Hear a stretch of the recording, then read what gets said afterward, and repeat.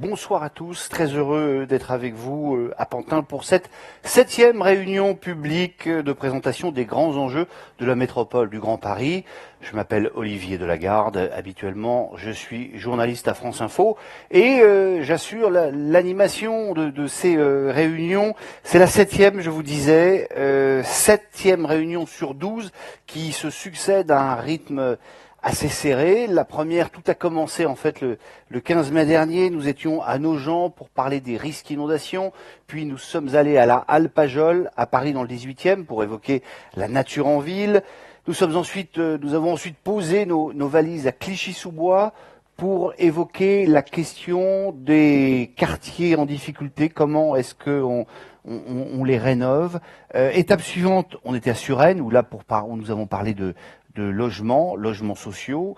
À Sceaux, ensuite, on a eu une belle réunion sur la question de la transition énergétique. Mercredi dernier, nous étions à la fabrique du métro, à Saint-Ouen, pour parler, bien évidemment, des transports de ce Grand Paris Express. Et donc, ce soir, à Pantin, où on va évoquer les équilibres urbains. C'est assurément l'un des grands enjeux de la métropole pour les années qui viennent, rééquilibrer tous ces territoires. C'est vrai que la métropole est une terre, je dirais pas une terre de déséquilibre, mais une terre où existent les déséquilibres, des équilibres entre les fonctions urbaines, logement, travail, espace vert, des équilibres entre des zones qui concentrent de grandes poches de pauvreté et puis des zones où il y a des nasses de richesse, des équilibres en matière d'équipement, de commerce, tout ça engendrant évidemment des millions d'heures de transport. Alors comment y faire face? Ça va être l'objet de cette réunion publique avec vous, évidemment, dans la salle, mais aussi avec tous les internautes qui nous suivent en streaming sur le site de métropolegrandparis.fr/Scott. Vous pouvez suivre, voir et revoir toutes ces réunions publiques qui sont en ligne. L'idée de ces réunions, c'est vraiment de vous donner la parole, de pouvoir vous informer, donc que vous puissiez poser vos questions aux élus et aux experts qui vont prendre place autour de moi sur cette tribune dans quelques instants. Les internautes, vous aussi, vous pouvez poser toutes les questions sur le compte Twitter, le hashtag ScottMGP, ScottMGP comme métropole du Grand Paris. Et tout de suite, on va regarder un petit film qui va vous expliquer en images et brièvement, il est tout à fait limpide, en 10 minutes, ce que c'est que le Scott, et on se retrouve juste après.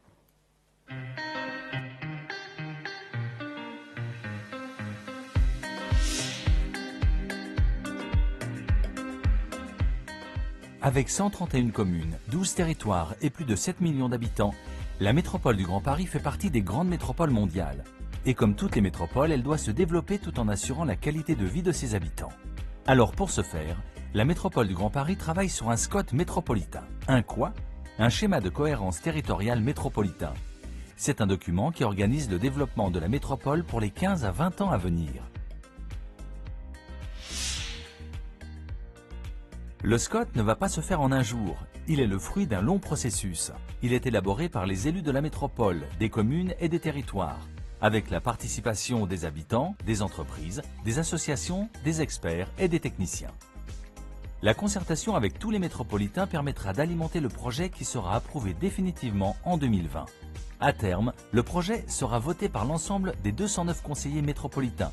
C'est un document d'urbanisme qui mettra en cohérence les politiques publiques métropolitaines d'aménagement et de développement que devront respecter les communes et les territoires. Le diagnostic remis dans un premier temps aux élus a mis en avant 3 grands défis pour l'avenir. Garantir une métropole rayonnante et attractive, assurer une bonne qualité de vie à tous et répondre aux défis environnementaux.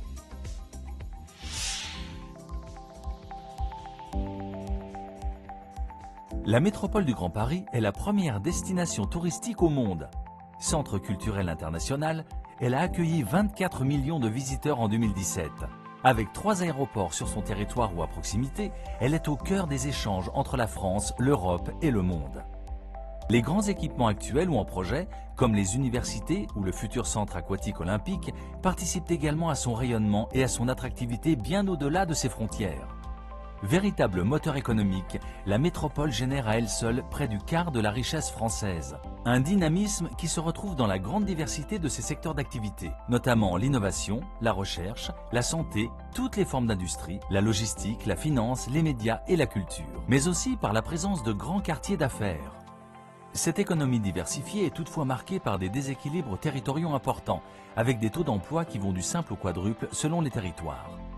La métropole, et plus largement l'Île-de-France, est aussi la première région logistique de l'Hexagone. 450 millions de tonnes de marchandises y transitent chaque année, majoritairement par route. Ces flux de transport routier importants induisent une congestion croissante et impactent la qualité de l'air au quotidien.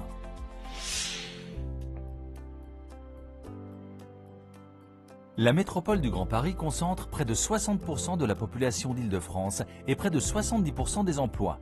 Si son rythme de croissance se poursuit, sa population pourrait atteindre près de 7,5 millions d'habitants en 2035. La métropole du Grand Paris doit se donner les moyens d'accueillir l'ensemble de sa population, étudiants, jeunes actifs, familles, retraités, et leur garantir un cadre de vie de qualité. Le logement est aujourd'hui une question cruciale pour les métropolitains. La métropole doit permettre à l'ensemble de ses habitants de trouver à se loger sur son territoire à des prix raisonnables et adaptés.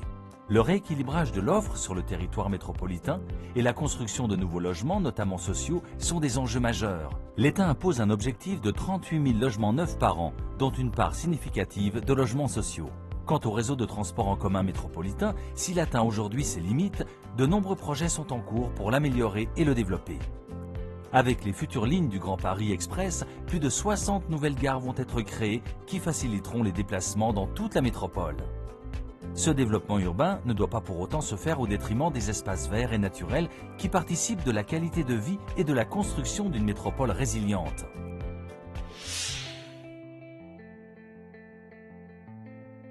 Logement, activité économique, déplacement, consommation. Le mode de vie urbain impacte directement notre environnement et notre santé. La métropole a donc mis en place le plan climat-air-énergie métropolitain qui prévoit de diviser par 4 les émissions de gaz à effet de serre et d'atteindre la neutralité carbone d'ici à 2050. Quant à la pollution de l'air, elle entraîne une surmortalité de 6600 décès par an.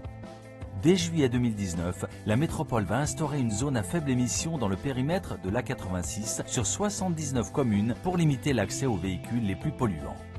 La qualité de vie des métropolitains peut aussi être impactée par d'autres nuisances comme le bruit, la pollution liée à certaines activités industrielles ou encore les risques naturels comme les canicules ou les inondations. Pour répondre aux défis environnementaux et prévenir les risques et nuisances, il est aujourd'hui indispensable de repenser l'organisation et le fonctionnement des villes, ainsi que la conception des bâtiments. Il faut rendre l'espace public plus paisible, mieux gérer les ressources en eau et en énergie, et sauvegarder les espaces verts et agricoles. Aujourd'hui, seuls 14% de la métropole est occupée par les milieux naturels. Enfin, la métropole se lance le défi de la gestion des déchets, avec l'objectif de traiter la moitié des déchets présents sur le territoire d'ici 2020. Ce diagnostic a été largement partagé par les habitants lors de la tournée du bus du SCOT de mai à juillet 2018. Ils se sont particulièrement exprimés sur la nature en ville, les transports et les équilibres territoriaux. Avec le projet d'aménagement et de développement durable, les élus métropolitains ont affirmé 12 grandes orientations prioritaires.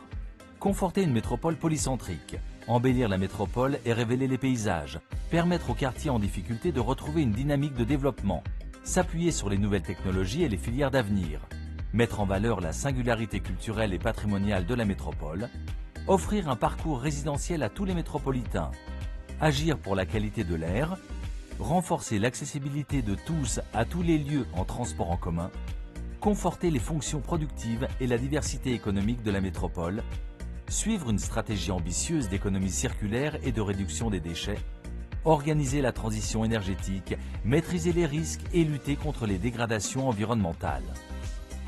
Véritable projet politique, ces 12 grandes orientations vont se traduire concrètement en règles d'urbanisme à travers le document d'orientation et d'objectifs, DOO.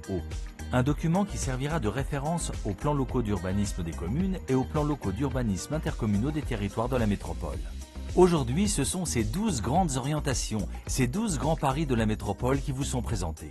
Vous pouvez les découvrir sur notre site dédié au SCOT, mais aussi à travers une exposition et les documents mis à votre disposition pour une concertation inédite. À travers des visites de sites exceptionnels, des rencontres et 12 réunions publiques sur tous les territoires de la métropole, vous êtes tous invités à participer à ces grands paris. 12 grands paris qui vont construire l'avenir de la métropole pour une métropole plus attractive, plus équilibrée, plus durable.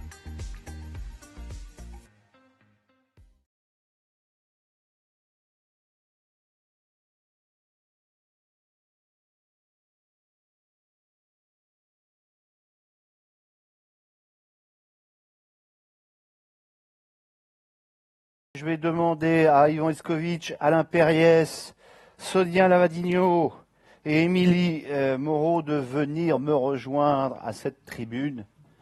Pour ceux qui sont arrivés, en tout cas, je vais vous les présenter le temps qu'ils s'installent autour de moi. Alain Perriès, vous êtes adjoint au maire de Pantin, délégué à l'urbanisme, aménagement, habitat et bâtiment. Merci de nous accueillir ici, dans cette commune de Pantin.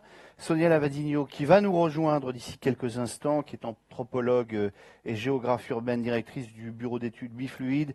Émilie Moreau, à ma gauche, pilote des études sociales, sociétales et innovation au sein de l'APUR. Et puis, Ivan Iskovitch, on va commencer avec vous. Vous êtes conseiller métropolitain, animateur du comité de pilotage du SCOT, maire adjoint de Rosny-sous-Bois. Un petit mot d'introduction. Cette métropole du Grand Paris, c'est donc une nouvelle entité géographique, administrative, qui regroupe 131 communes autour de Paris, la zone dense de Paris. Il y a une cohérence à cette entité? La cohérence de cette entité, c'est le fond des sujets qui sont traités. Pourquoi la zone dense? Alors on peut avoir de grands débats sur le périmètre administratif de la métropole, mais on s'est rendu compte, et pas depuis 3 ans, depuis beaucoup plus longtemps, qu'il y a un certain nombre de sujets qui sont particuliers à la zone dense et qui nécessitent d'être traités au-delà des limites et des frontières administratives des communes, voire même des territoires. Je prends toujours 3 exemples qui sont significatifs. Le premier, vous l'avez vu dans le petit film, une des grandes compétences de la métropole qu'elle a saisie en plus plutôt tôt et parce qu'il y a urgence, c'est la qualité de l'air. On est dans une métropole où on ne respire plus, où l'urgence sanitaire est là, à nos portes. On entend toujours des grands professeurs de médecine qui nous l'expliquent et on le prend maintenant au sérieux, plus qu'avant en tout cas, parce qu'elle est là. Et on s'est rendu compte, quand on regarde les cartes de diagnostic, que le rond de pollution et de particules fines, il est sur la zone dense. Donc c'est un sujet qui fait que la zone dense, elle a certaines problématiques, notamment celui-là. Deuxième, c'est notamment la problématique liée à tous les grands équilibres qui sont, on va parler d'équilibre aujourd'hui, mais notamment en termes de maillage du territoire et de transport. On voit très bien que les métropolitains, dans la zone dense, ils ont du mal à circuler et les décisions d'un maire impactent celui de la ville d'à côté. Voilà pourquoi, encore une fois, c'est un deuxième exemple de zone dense. Et puis, le sujet d'aujourd'hui est le meilleur pour parler de ce que c'est la métropole. Cette zone dense, elle est en même temps très déséquilibrée. Pas uniquement est-ouest, notamment est-ouest, mais elle est totalement déséquilibrée, intra-périphérique et extra-périphérique. Et pour autant, les flux dans cette zone dense, ils sont extrêmement nombreux. Et si on ne les équilibre pas et on ne les régule pas à une échelle métropolitaine, c'est-à-dire à l'échelle qui est la plus haute possible pour la métropole, celle de gérer toute la zone dense, eh ben, on ne peut pas agir sur les problèmes. Si vous gérez le problème des transports à l'échelle d'une ville ou d'un territoire, si vous gérez le problème du logement uniquement à l'échelle d'une ville ou d'un territoire, si vous gérez le problème, on a vu des inondations à l'échelle d'une ville ou d'un territoire, vous ne réglez rien. Il y a d'autres sujets beaucoup moins polémiques. Le sujet du vélo, on a parlé du vélo à Saint-Ouen. Les gens ils nous disaient quoi? Ils nous disaient c'est bien gentil de faire des pistes cyclables, mais si elles s'arrêtent en rentrant dans la ville d'à côté et que les maires ne sont pas capables de se mettre d'accord pour que, par exemple, la piste cyclable longe la Seine d'est en ouest et qu'on ne peut pas traverser les villes parce que les maires ne sont pas mis d'accord, ben voilà, là il y a une cohérence à avoir des politiques à l'échelle métropolitaine sur particulièrement notamment la zone dense. Bon, mais alors autre chose qu'on vous a dit à Pantin, et alors ça a tourné même autour de ça, cette métropole, elle a des moyens de coercition vis-à-vis des communes? Vous avez véritablement un pouvoir? Alors, la métropole, c'est une structure intercommunale. Et quand on dit intercommunal, on parle justement de coopération intercommunale. C'est-à-dire que les villes, les 131 maires de cette métropole, ils coopèrent pour créer ensemble une cohérence. Ce soir, on parle du schéma de cohérence territoriale. C'est pas un hasard s'il s'appelle cohérence. C'est que on dit que les maires vont pas décider, le président de la métropole va pas décider à la place des maires. Il va faire que, par un certain nombre de décisions qu'on va prendre en commun, on va essayer d'avoir une cohérence dans cette métropole. Et donc la métropole, elle n'est pas là pour imposer, elle est là pour rendre possible ce que les maires souhaitent pour leur commune, sans prendre leur place et décider de grands sujets qui ne se traitent qu'à l'échelle métropolitaine. Bon, mais est-ce que vous arrivez à avancer? Parce que 131 communes, c'est 131 maires qui ont des couleurs politiques, qui ont des aspirations, qui ont des priorités qui sont différentes.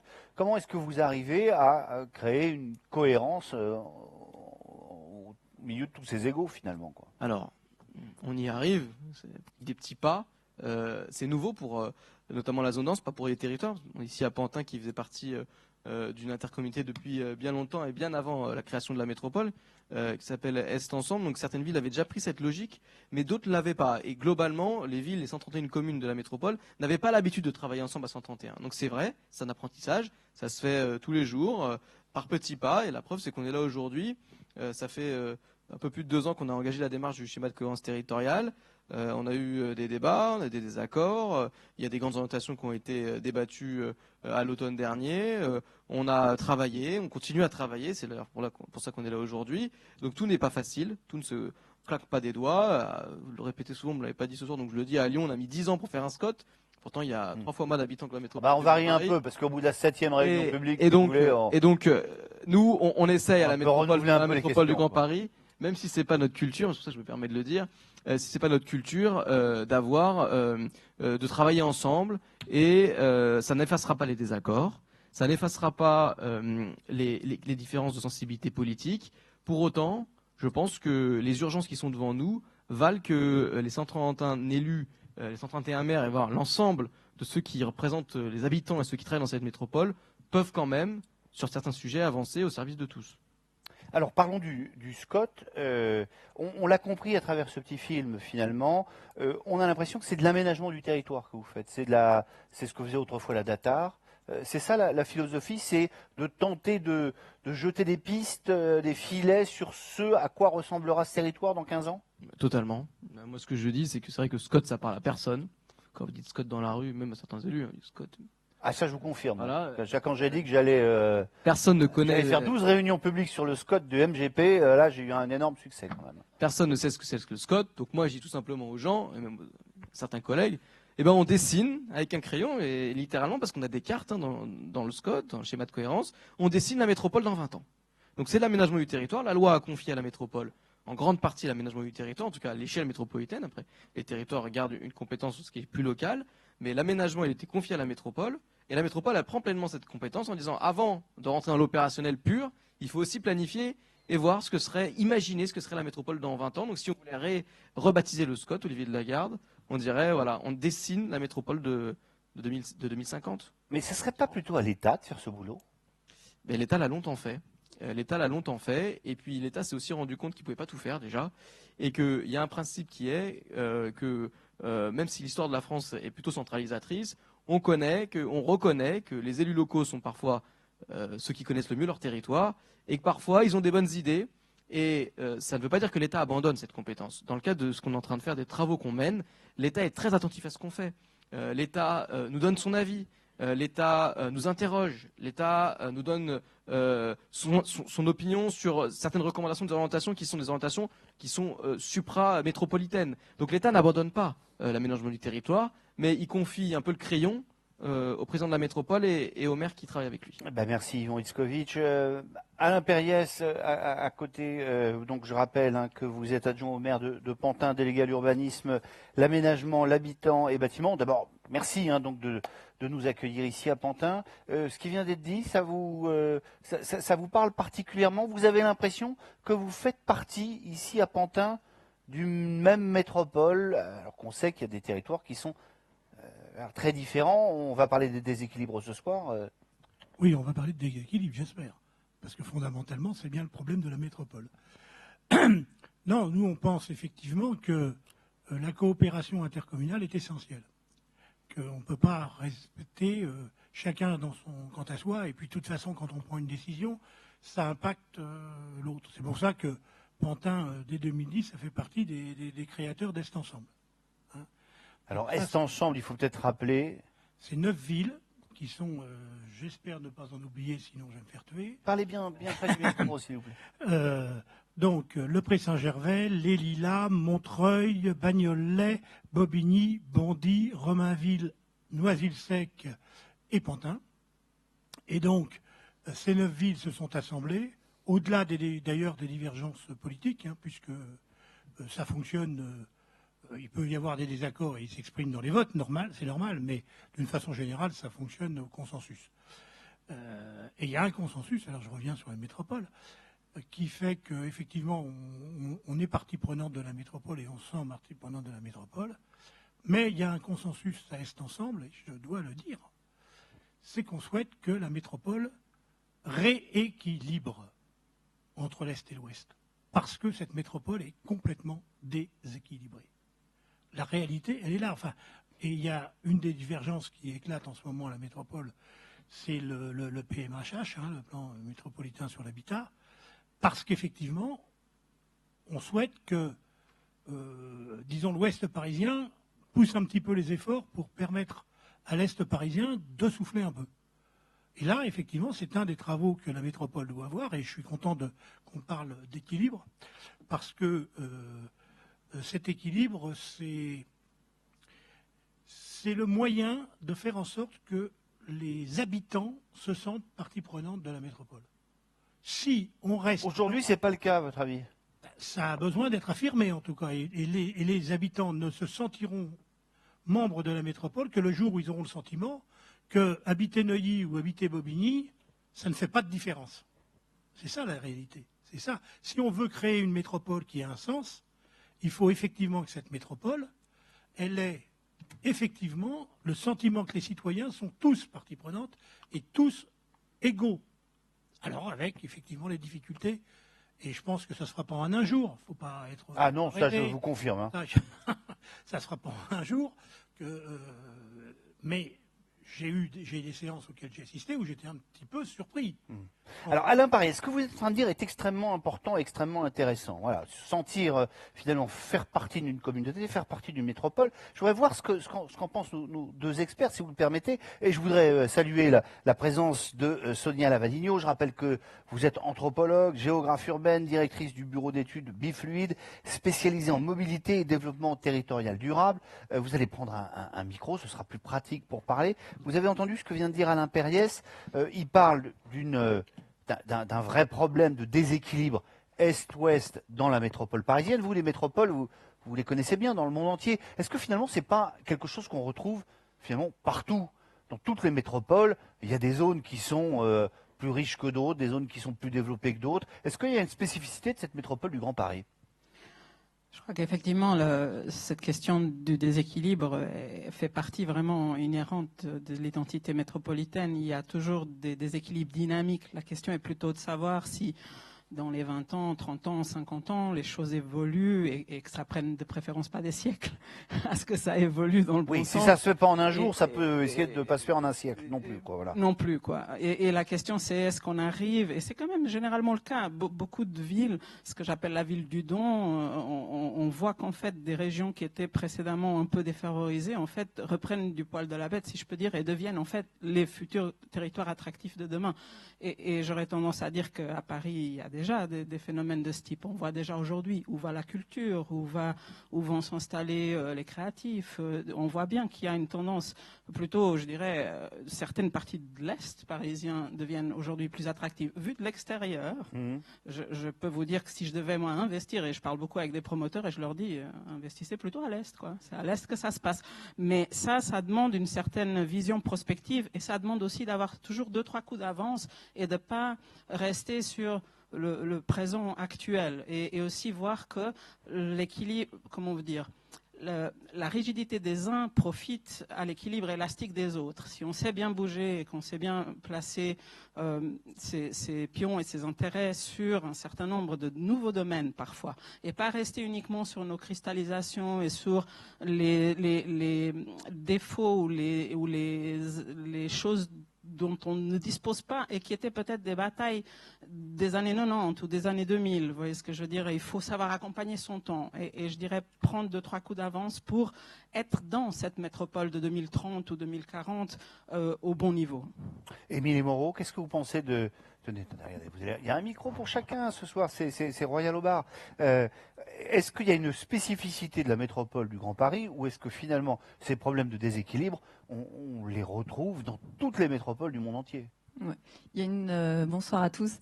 Il y a une spécificité, une première spécificité au niveau de la métropole du Grand Paris, c'est déjà que c'est une métropole qui est hyper centrée. C'est-à-dire qu'on a un modèle de métropole avec un cœur qui est extrêmement dense et qui s'est développé de manière, enfin historiquement en tout cas, de manière un peu radio-concentrée. Paris, centre qui n'est du pas monde, le cas, donc évidemment. qui n'est pas le cas d'autres grandes métropoles comme Londres ou Berlin par exemple. Donc Ou ça c'est Tokyo. un premier déséquilibre qui est immense.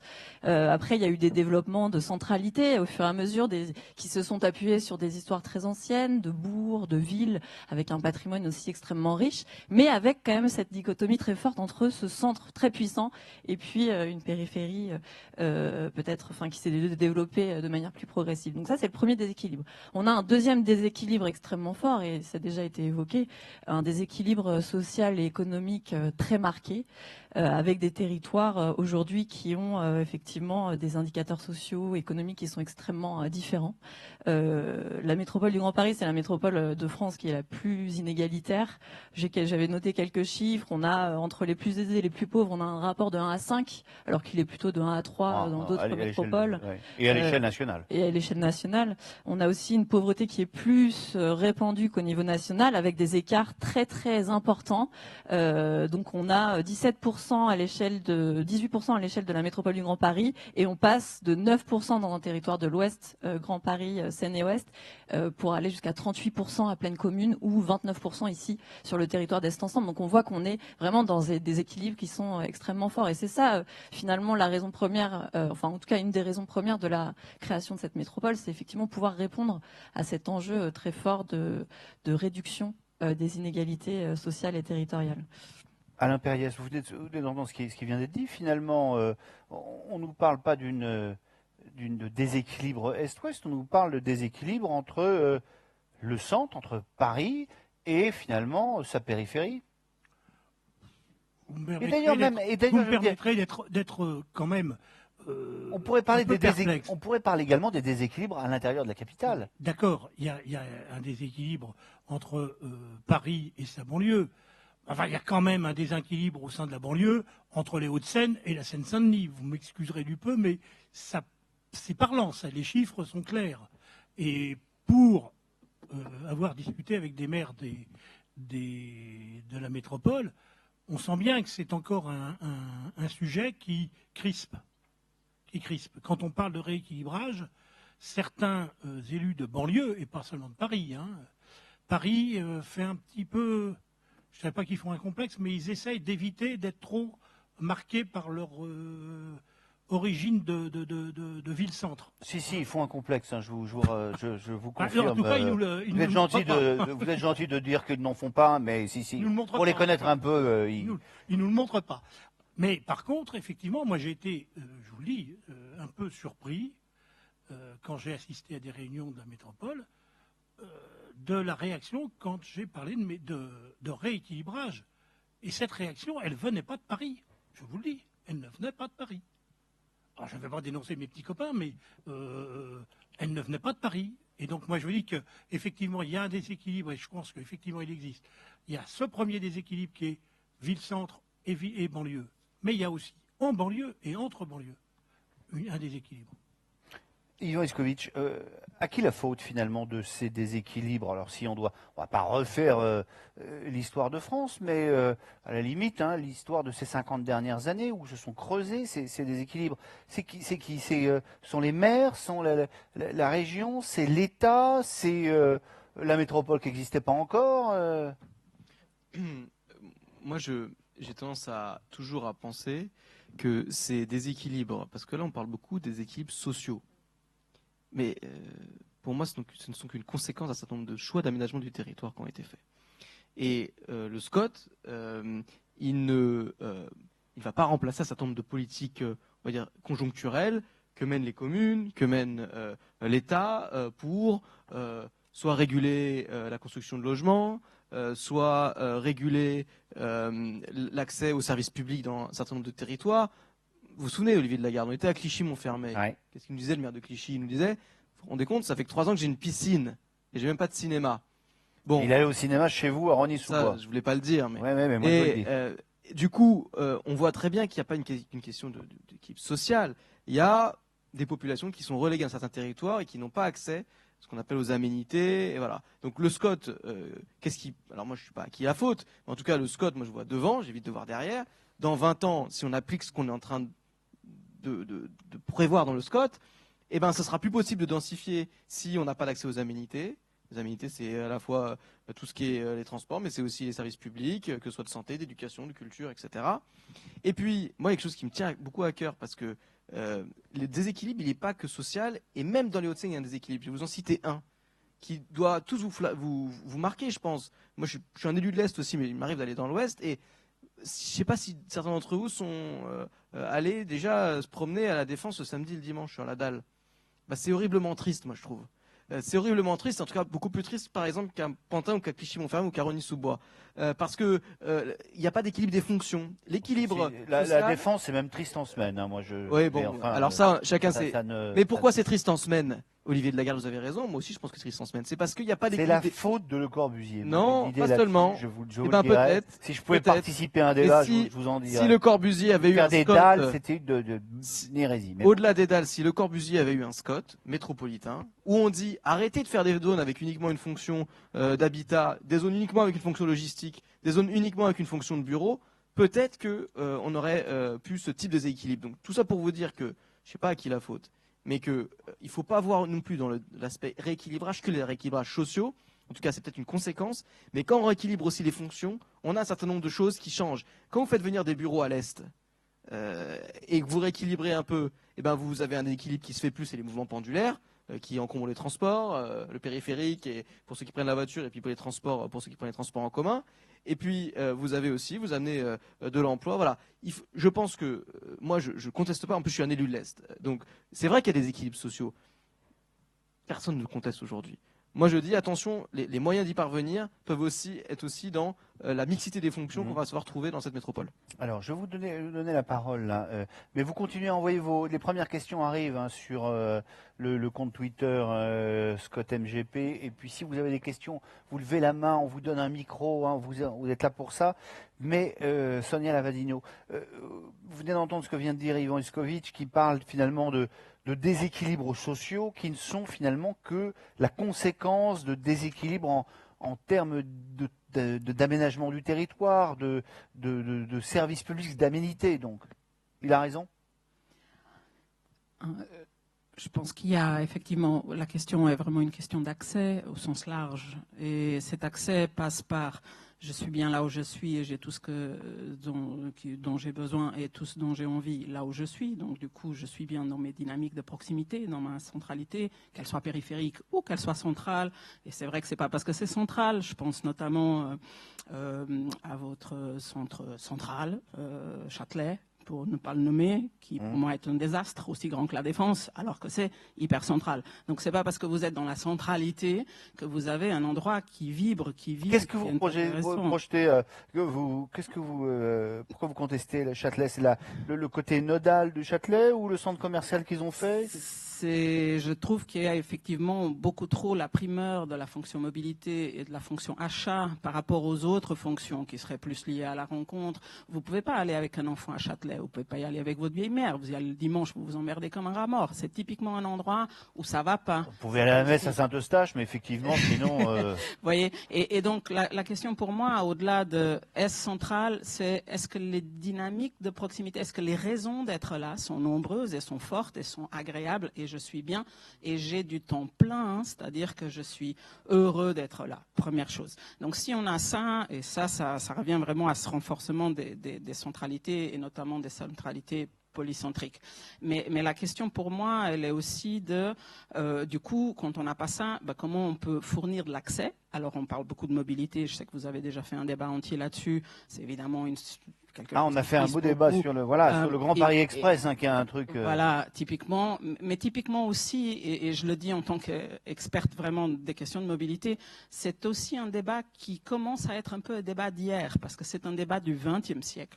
Aujourd'hui, il y a vraiment beaucoup d'autres, je dirais, fractures ou beaucoup d'autres nécessités d'accès, qui sont la nécessité digitale, la nécessité culturelle, la nécessité des loisirs, la nécessité familiale, la nécessité de comment je récupère du temps libre. Ça, c'est des vraies nécessités aujourd'hui qui, avant, n'étaient pas aussi haut dans la pyramide de Maslow et qui sont aujourd'hui plus importantes. Et il y a vraiment des questions, du coup, spatio-temporelles de comment réinjecter du temps plein dans les vies des gens et comment réinjecter des respirations fortes, comment redonner de la nature en ville. Peut-être que, je n'ai encore parlé l'autre jour dans le jury de concours d'Europan, dans une situation où on récupérait une friche autoroutière d'une autoroute qui ne s'est jamais construite. Je ne me rappelle plus, mais je crois bien que c'était plutôt à l'ouest de Paris, mais un peu plus loin là-bas. Et typiquement, on était dans une situation où ils voulaient reconstruire, mais reconstruire, pourquoi faire? Peut-être que l'intérêt aurait été de créer cette respiration, parce que c'est cette respiration qui sera importante dans 30 ans, face au changement climatique, face aux besoins que nous aurons d'avoir des îlots, non pas de chaleur, mais de fraîcheur, et face aux besoins que nous aurons de nous retrouver avec notre famille dans des endroits vivables. Donc ça, ce sont des questions qui me font penser, vous avez dit, je réagis parce que vous avez dit importer des bureaux à l'Est.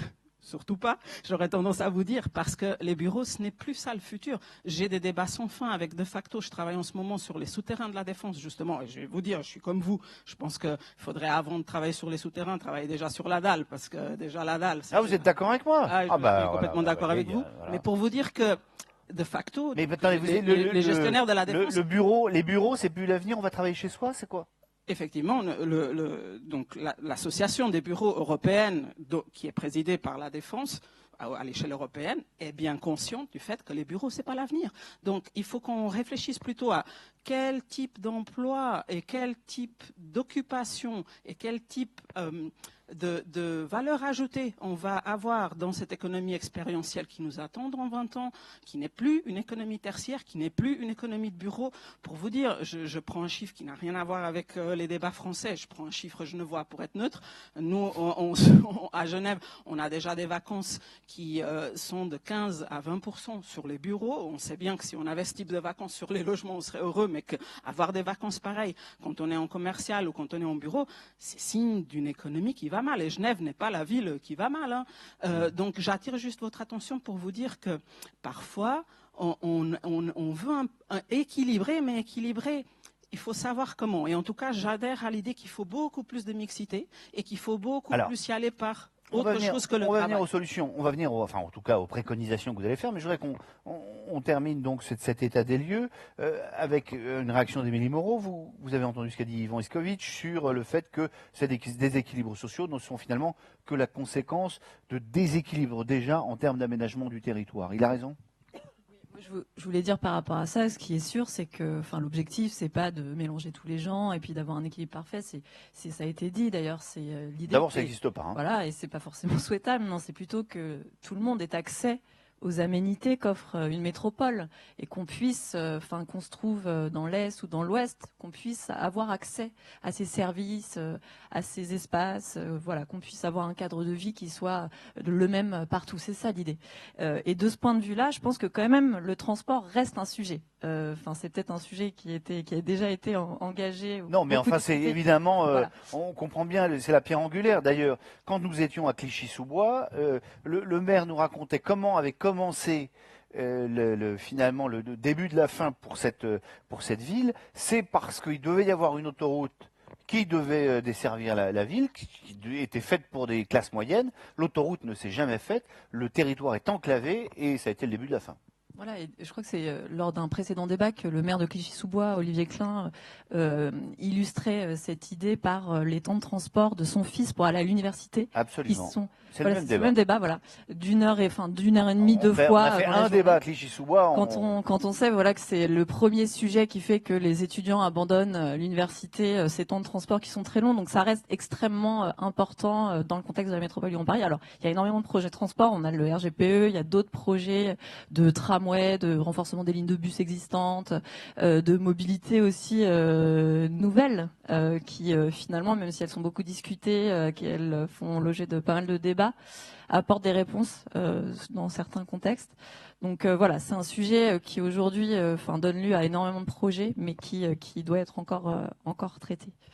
Alain Perriès, alors venons-en, soyons un petit peu positifs, essayons quand même Je suis positif. Je fais une proposition pour que la métropole vive et vive bien. C'est très bien, tout en étant positif. Est-ce que tout de même les maires n'ont pas une responsabilité tout de même écrasante dans ces déséquilibres? Et je m'explique, des maires de l'Est comme de l'Ouest, finalement, n'ont-ils pas eu tendance à faire du clientélisme, c'est-à-dire à l'Ouest à tenter d'attirer des classes aisées, parce qu'en se disant elles voteront plus à droite, et puis à l'Est de dire on va plutôt faire du logement social, on va plutôt accueillir des ouvriers, parce que eux, ils voteront plus à gauche. Est-ce que le problème n'est pas un petit peu de là? Alors, nous, on a une position très simple à Pantin. C'est simple. Alors, donc, je vais parler pour nous. Une ville avec 60% ou 70% de logements sociaux, c'est une aberration. Ah. C'est une aberration. Par contre, c'est tout aussi aberrant une ville avec 5%. Ville avec 2,5. Ouais. Et il y en a, pas loin d'ici. Il y en a pas loin d'ici. Qui ça? Qui Le Rincy. Vous êtes à 4. Le Rincy sont à 4%? Oui. Et ils ont de la chance qu'on n'aille pas faire une réunion publique là-bas. C'est une ville de banlieue, mais c'est ça. Et et alors dans l'Ouest, vous avez beaucoup de villes qui sont en dessous des règles de la loi SRU. Ouais. Or, on a actuellement, et notamment c'est malheureusement le cas du PMHH, pardon, c'est que on fige. Actuellement, on est en train de figer les situations. C'est-à-dire qu'on dit, ben voilà, aujourd'hui vous êtes dans telle situation, je vous jure, on vous promet, on ne vous en mettra pas plus. Mais on met la même chose. Donc, parlez bien dans le micro, qu'on puisse bien vous entendre. On fige la situation et il faut qu'on casse casser cette vision des choses. Parce qu'effectivement, il n'y a pas que le problème du logement. Effectivement, il y a le problème de la culture, de l'accès à la culture, de l'accès au transport. Alors nous, à Pantin, on n'est pas trop mal lotis. Vous avez même le métro, là, déjà. On a 5 stations de métro, on a Éole, et on aura le TZN, donc de ce côté-là, on n'a pas à se plaindre. Mais il y a quand même des villes qui sont à côté, qui n'ont pas cela. Et effectivement, il faut qu'on mixe les populations. Alors, on mixe deux choses. Il n'y a pas que la mixité des habitants. Il y a la mixité activité, logement. La mixité, elle doit être totale sur tous les aspects. C'est clair, ça c'est... Et effectivement, là, moi, j'ai aucun scrupule à dire que 60% de logements sociaux, c'est une folie. Mais effectivement, on a, nous, comme objectif, on est à 38, on arrivera à 40 pour garder à Pantin ses habitants populaires. C'est pas trop, 40 déjà. Non, c'est juste, c'est ce qu'il faut. Ouais. Ça fonctionne. Je veux dire qu'a priori, Pantin se porte pas trop mal. On n'a pas trop de difficultés. Mais effectivement, on ne veut pas dépasser cette barre. Parce qu'effectivement, alors après on nous accuse de gentrification, mais il faut amener d'autres types de populations. Mais ce qu'il faut, c'est amener d'autres types de populations sans rejeter la population. On vous accuse à Pantin de gentrification? Eh oui. Ouais. Eh oui. Mais c'est intéressant parce que finalement, ça veut dire que une frange de la population de Pantin ne souhaite pas de mixité, ne souhaite pas compenser ces déséquilibres. C'est pas une frange de la population, c'est une frange des politiques, ce qui n'est pas la même chose. Je ne vais pas vous l'apprendre. Yvon Itzkovitch, comment est-ce qu'on peut tenter de commencer à combattre ces déséquilibres? Alors, je partage le constat de mon voisin de droite. De droite au sens, voilà, hein, je précise tout de suite. Tout dépend de quel côté de la Seine on est. Voilà, Pour exactement. vous, il est à gauche, si vous Exactement. voyez. Mais sur le, mais en tout cas, c'est pas un désaccord, mais je l'informe s'il n'est pas informé que on porte cette vision de pas figer dans le SCOT.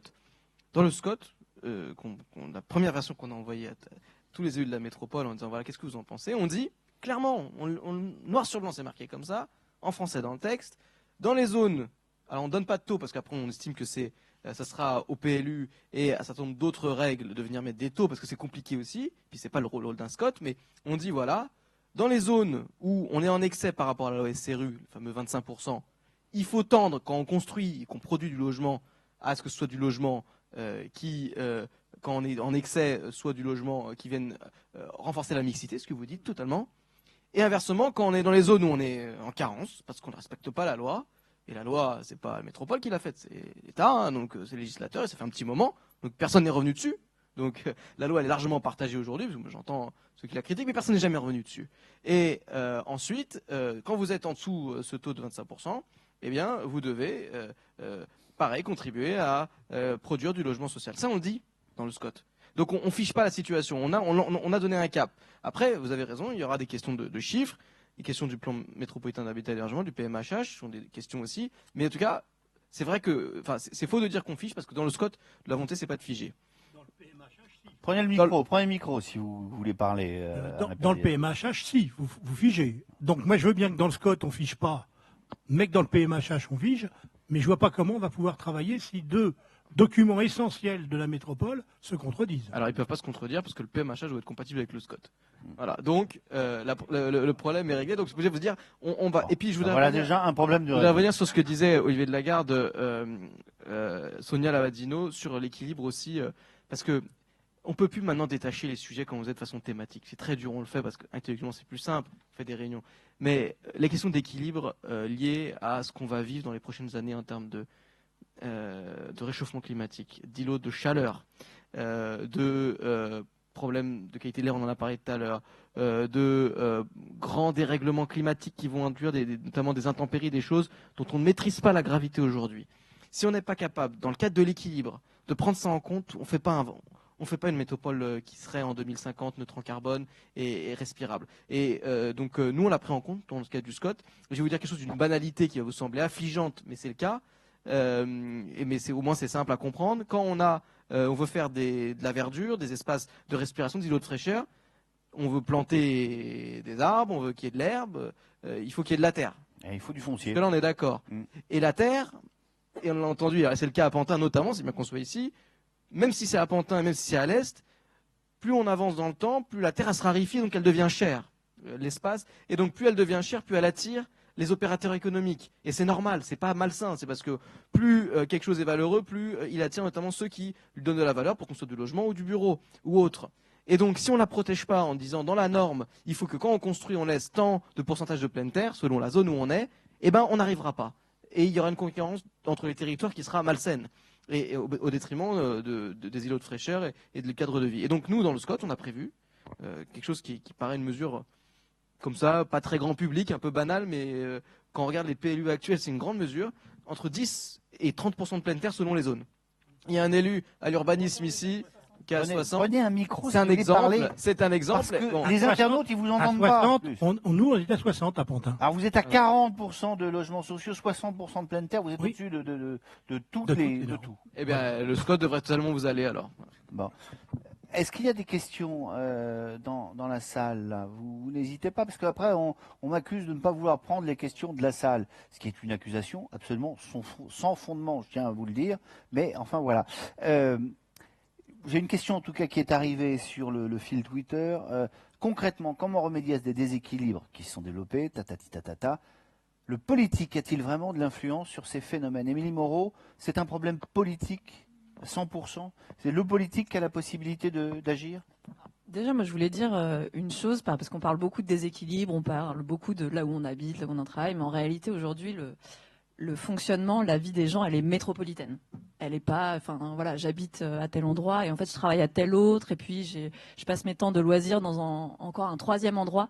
Donc ça, c'est un fait aujourd'hui qui s'impose à tous et qui du coup finalement implique qu'on prenne ça en compte pour répondre aux besoins des métropolitains là où ils se trouvent aux différents moments de leur journée. C'est-à-dire que finalement, je suis un habitant de Pantin, mais peut-être que je travaille à la Défense, et peut-être que j'aimerais bien le soir, quand je rentre, pouvoir accéder à un certain nombre de services, parce que finalement, c'est mon rythme de vie qui fait que voilà. Et donc ça, c'est un vrai point qui me paraît important. Voilà, c'est ce fait que finalement, on est dans des vies qui font que aujourd'hui, la vie des gens, elle est métropolitaine. Attendez, parce que ce que vous dites, vous pensez pas que, vous pensez véritablement que les habitants par ici se sentent d'une métropole du Grand Paris? Vous n'avez pas l'impression que le cadre est un petit peu grand, qu'à Aulnay-sous-Bois, on n'a jamais mis les pieds à Rueil-Malmaison, par exemple, et réciproquement, que c'est ces deux mondes qui sont totalement inconnus l'un de l'autre? Alors, tous les chiffres montrent le contraire. C'est-à-dire que peut-être, les gens ne se disent pas, tiens, je suis du Grand Paris. Mais par contre, ils vivent quotidiennement le Grand Paris dans leur, encore une fois, dans leur activité professionnelle, dans leur activité de loisirs, dans le fait d'aller rendre visite à des amis, à de la famille. Donc ça, c'est quelque chose qui existe et qui est là. Et qui veut dire qu'il faut penser, finalement, l'équilibre métropolitain, c'est aussi celui-là. Celui des gens qui vivent cette vie sur l'ensemble du territoire. Émilie Moreau. On est d'accord, vous n'avez absolument pas répondu à ma question. Hein. Alors, rappelez-moi votre... Ouais, alors, vous savez même plus. Je vais vous dire un truc, j'ai l'habitude de toute façon, et vous ne me déstabiliserez pas comme ça. Mais du coup, je vais passer la parole à Sonia Lavadillo, et je vais lui poser la même question qu'à vous, en ayant un petit espoir qu'elle réponde. Est-ce que vous pensez véritablement que c'est un problème qui peut se résoudre par le politique? Est-ce que c'est eux qui sont à la manœuvre, en l'occurrence? C'est le politique qui définit les lois, c'est le politique qui définit le cadre, c'est le politique qui guide d'une certaine manière. Bien sûr, il y a des forces du marché, des forces internationales, des forces climatiques, il y a des forces autres et qui sont indépendantes de notre volonté. Mais je dirais que tout ce qui relève de la volonté humaine, aujourd'hui, pour l'instant, ça transparaît beaucoup via le politique. Bien sûr, la société civile est de plus en plus, et je pense à des cas intéressants, même de crowdfunding ou aujourd'hui de crowdfunding, comme je viens de voir, là je reviens de Valencia en Espagne, de la conférence internationale de placemaking, où on a beaucoup parlé de comment les citoyens peuvent prendre ça en main. Il faut aussi quand même dire, le citoyen en direct peut faire beaucoup de choses, et on le fait de plus en plus, et la société civile prend de plus en plus la main, et c'est tant mieux, je suis plutôt en faveur.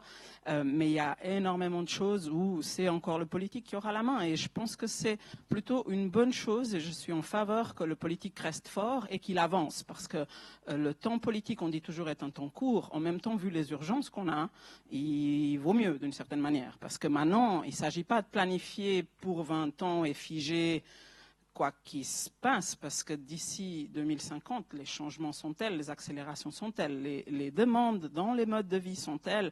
Je rejoins ce que vous venez de dire. J'ai un collègue à Montréal qui a fait une étude qui démontre, et c'est là qu'on voit que ce n'est pas que l'agglomération de Paris, c'est toutes les agglomérations. Pour Montréal, un enfant de 6 ans pratique déjà toute l'agglomération, va déjà pour toutes les activités, qu'il soit scolaire, extrascolaire, vers les copains, le cours de ci, de ça, les activités sportives, l'école.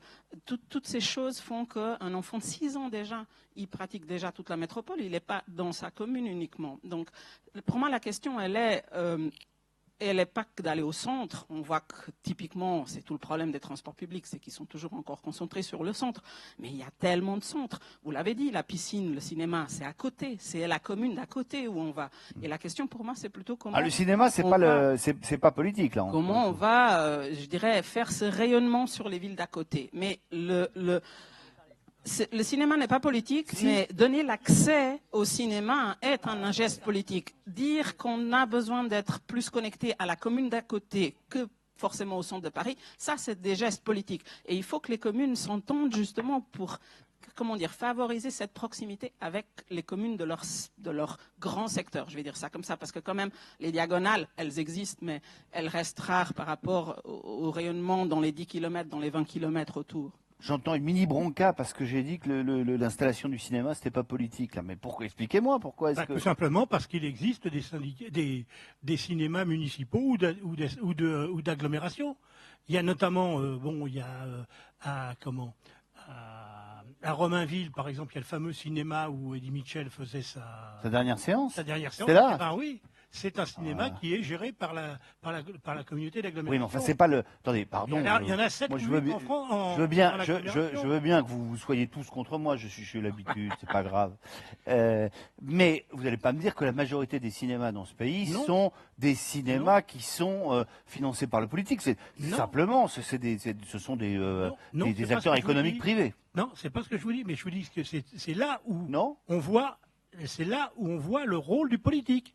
C'est-à-dire que quand je parle d'accès à la culture, le politique, s'il met en place un cinéma, avec évidemment, ça peut être un cinéma d'arrêt d'essai, mais c'est pas forcément immédiatement accessible, mais avec une vraie programmation, si c'est le politique qui le fait, parce que moi je vais vous dire, à Pantin on avait un cinéma privé, il n'a pas fonctionné, on a un cinéma public qui fonctionne. Et c'est ça la réalité. Et l'accès à la culture et le rôle du politique.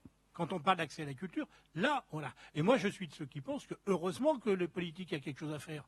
Parce que sinon, d'abord, je rentrerai chez moi, et puis ce serait très sympa. Mais le politique, il a un rôle fondamental. Oui, mais alors, s'il a un rôle fondamental à l'impériès, ça veut dire qu'il a une responsabilité fondamentale dans les déséquilibres qui existent depuis... Oui, d'accord, mais sauf qu'il y a les échelons politiques. Ah, voilà. Alors, voilà où je voulais en venir. Il y a l'échelon municipal, il y a l'État, il y a le rôle de l'État. Il y a les régions, il y a les départements, et il y a la métropole. Oui, et la métropole. La métropole, la pauvre, je ne veux pas dire, mais elle est trop jeune pour avoir effectivement un impact. Alors, dans le futur... Si ce n'est elle, c'est donc sa sœur. Non, mais elle aura dans le futur un impact, bien sûr. Mais pour l'instant, on ne peut pas dire que l'impact qu'elle a eu depuis sa création sur la vie est encore trop faible. Elle a fait des actions. Alors par contre, le rôle de l'État, qu'on a tendance à minimiser, et à force de le minimiser, on le réduit. Et on le réduit, et par exemple, moi je vais vous donner un exemple très simple puisqu'on parle de mobilité. Le rôle de l'État dans la ligne 15. Qu'est-ce qu'il a fait comme choix, l'État dans la ligne 15? C'est que ce qui est reporté à 2030, c'est tout ce qui traverse la Seine-Saint-Denis. Ça, c'est une réalité. Et c'est là où il y a une vraie question à se poser. Donc effectivement, l'État a une responsabilité. Je pense que l'État a une forte responsabilité quand il a abandonné l'aménagement du territoire, en disant « je m'en fous, je fais autre chose ». Je pense qu'effectivement, l'État a un rôle à jouer. Les régions ont un rôle à jouer. Et alors, effectivement, le rôle de la difficulté de la métropole, que je comprends et que c'est comment elle se glisse dans toute cette espèce de millefeuille où chacun a... Ouh là là là là. Alors là, vous venez de prononcer le mot qui met Yvon Hetzkovitch en pétard. La dernière fois que je lui ai posé une question sur le millefeuille administratif, je vous jure, je ne vais pas recommencer. Non, mais c'est une réalité, malheureusement. C'est une réalité. Il va bien falloir qu'il y ait une réforme territoriale sur le sujet. Qu'est-ce que vous en pensez, Émilie Moreau? Citer un exemple par rapport rapport à toujours pas répondre à la question. Non, mais je voulais répondre. Allez-y, on remettra tout dans l'ordre à la fin. Citer un exemple d'un des territoires de la métropole, le T7, donc Paris-Terre d'Envol, qui rassemble des communes comme Drancy, Le Blanc-Ménil, Launay-sous-Bois, qui a demandé là récemment 2 dérogations à l'État, justement, par rapport à son projet de NPNRU, donc c'est un projet de renouvellement urbain porté par l'Agence nationale de l'ANRU.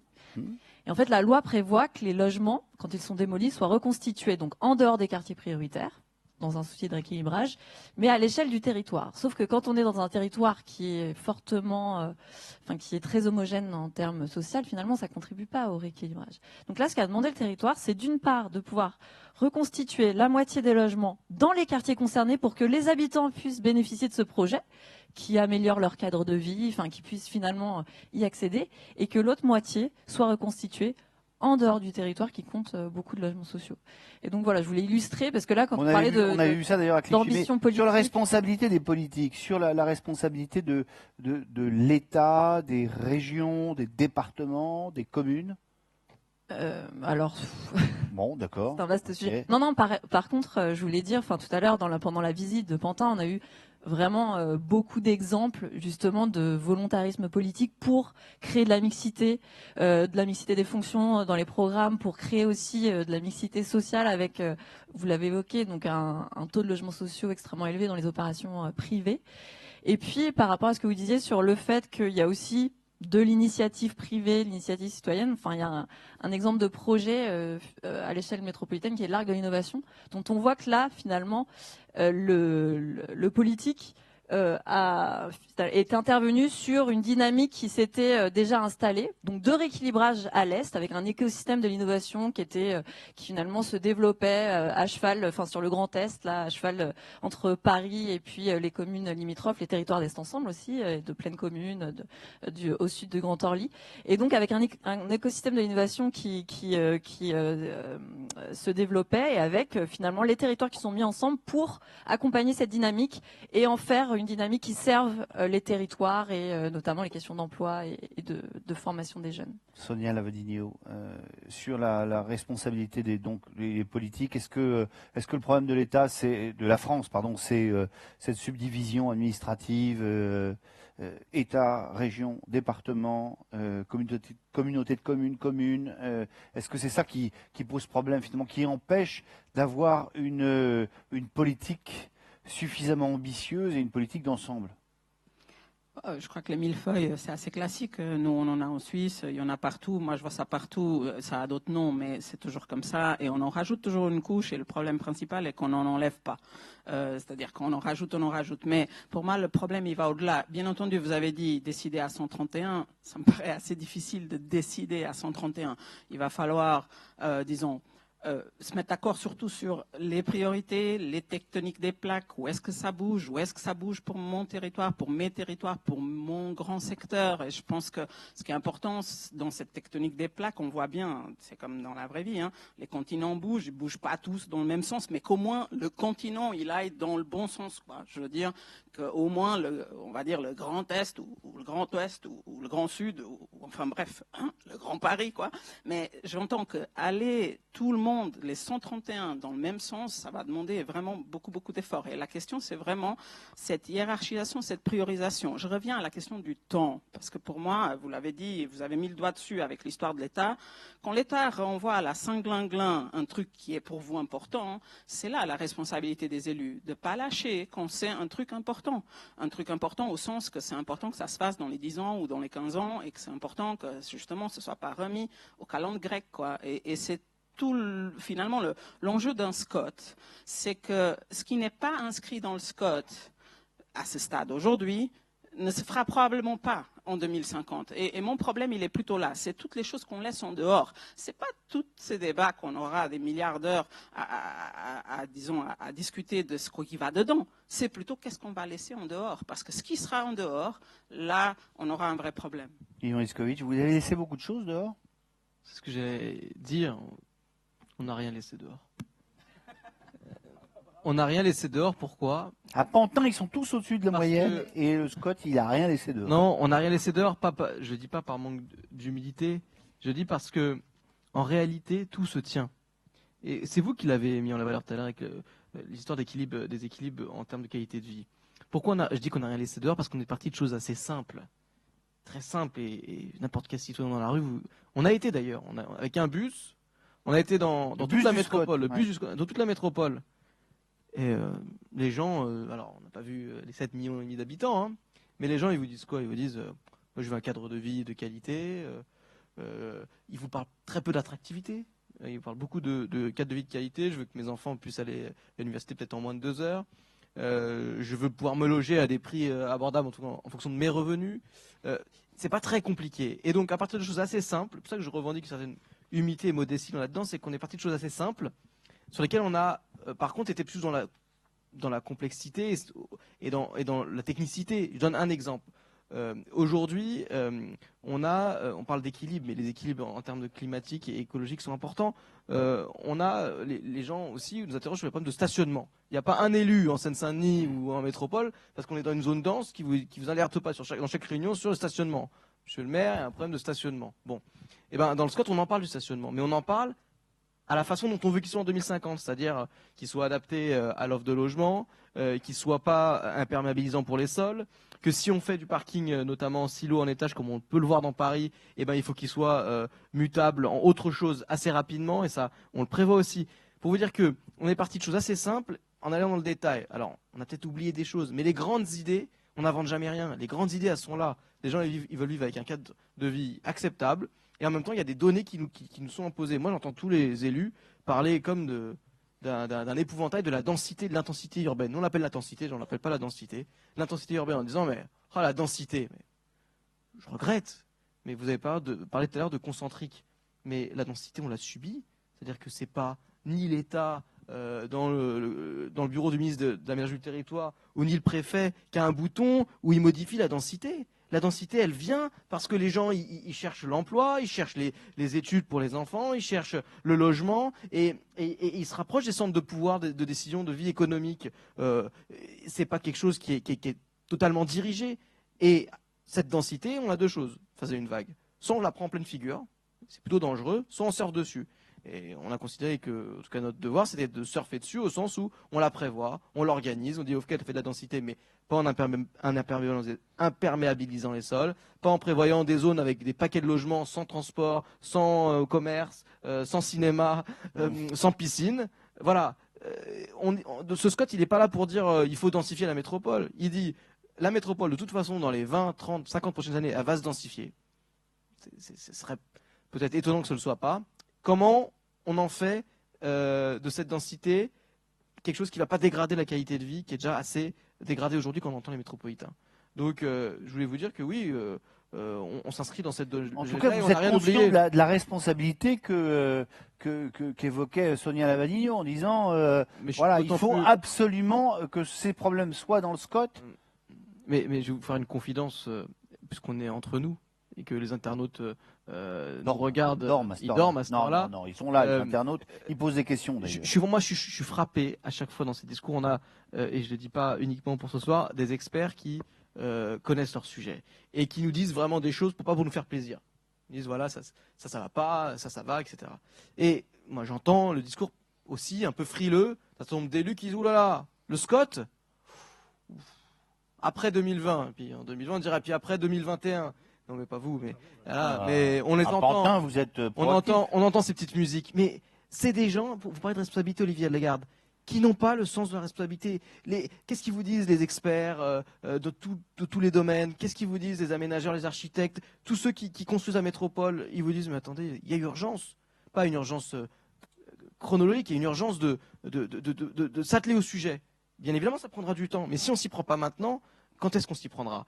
Et donc moi je suis toujours flatté et heureux d'entendre des experts qui nous disent mais allez-y, par rapport à des élus qui sont, et je me permets de le dire devant tout le monde, parfois un peu déconnectés, c'est pas le cas de tous, hein, bien évidemment, heureusement, mais un peu, quelle que soit leur sensibilité politique, déconnectés des réalités et qui oublient que calendrier électoral c'est une chose, la vie des gens c'en est une autre.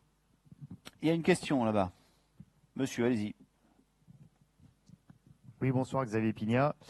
J'avais une question, vous dites qu'il y a tout dans le SCOT. En fait, comment, il y a beaucoup de choses contradictoires aussi finalement, même dans les défis, enfin c'était pas les défis, les orientations, là, dans les 12 orientations, il y a un certain nombre de choses qui sont même contradictoires entre elles. Comment vont être gérées ces différentes contradictions entre justement une densification ou intensification et en même temps en essayant de préserver des espaces pour respirer, etc. Voilà, comment vont être gérées ces contradictions en pratique? C'est une excellente question. Quand on a commencé à travailler sur le SCOT, moi j'avais une idée de titre. On est en train de construire la métropole c'est totalement ce que vous dites, la métropole des paradoxes. Parce qu'en même temps, vous dites mais la densité urbaine, on accueille des gens, de construire des logements, mais si on veut faire des îlots de fraîcheur, comment on fait? Voilà, sur ce sujet précis, je peux vous répondre. Je peux vous répondre sur tous les sujets, mais sur celui-là précisément, parce que c'est un des principaux paradoxes, vous avez totalement raison de le soulever. Comment vous faites pour construire du logement, du bureau, des commerces, et en même temps d'avoir des parcs, des espaces de respiration, des espaces de rencontre, comme je disais tout à l'heure? Il n'y a pas 36 000 solutions. Vous montez un peu plus. Ah, alors, okay. Dès qu'on dit ça, réaction épidermique de tout le monde, notamment des élus qui disent « Oh là, moi, je ne peux pas monter haut, il y a des recours. » Bon, alors déjà, on a tous en tête la hauteur un peu vulgaire des années 60-70 où on construisait sur dalles, où la tour ne tombait pas sur le trottoir, où on avait des grands ensembles qui vivaient mal. Franchement, je vous invite aujourd'hui à voir ce qui est fait, notamment sur la hauteur. Le syndrome de la tour Montparnasse. Le syndrome de la tour Montparnasse, de la tour, des tours du 13e, des tours mercuriales, des tours de la tour Play. Il y a plein de syndromes qui sont faits de ce traumatisme des années 70 sur les tours qui ont été entre guillemets mal faites. Et aujourd'hui, on a des exemples de hauteur. Je n'en aurai pas ici parce que il faut aller les voir pour le comprendre. Où la hauteur n'est plus subie, et elle est acceptée et elle vit, elle appartient à tout le monde. Dès lors qu'elle est pensée par des architectes et des élus aussi qui réfléchissent. Et cette hauteur, c'est par exemple, c'est une façon de réduire, de résoudre le paradoxe que vous invoquez, qui est pour moi essentiel. Vous avez totalement raison, c'est un des paradoxes essentiels. Comment on densifie, on accepte ces intensités urbaines tout en laissant des espaces au public, à la respiration. Donc la hauteur, bien pensée, avec des respirations. Et moi, quand j'entends un certain nombre d'élus me dire « Ah, moi, la hauteur, c'est pas possible », je leur dis bah, « Continuons à faire de l'étalement urbain, à minéraliser les sols, à faire que dès qu'on va avoir des grandes pluies ou des inondations, ça sera encore pire qu'avant. On n'aura plus la possibilité de faire des îlots de fraîcheur parce qu'il n'y aura pas d'espace de pleine terre. Donc l'étalement urbain, peut-être qu'il est plus acceptable politiquement, mais à terme, il est, à mon avis, beaucoup plus néfaste. Et puis, je le dis anecdotique, de façon anecdotique, on travaille avec des aménageurs et des promoteurs, et des architectes dans le cadre de ce SCOT. On leur dit voilà, qu'est-ce que vous en pensez? C'est vous qui construisez aussi, qui avez la main sur l'opérationnel. Ils nous disent mais vous savez, en général, les logements, les logements qui sont en hauteur, on les vend plus cher et plus vite.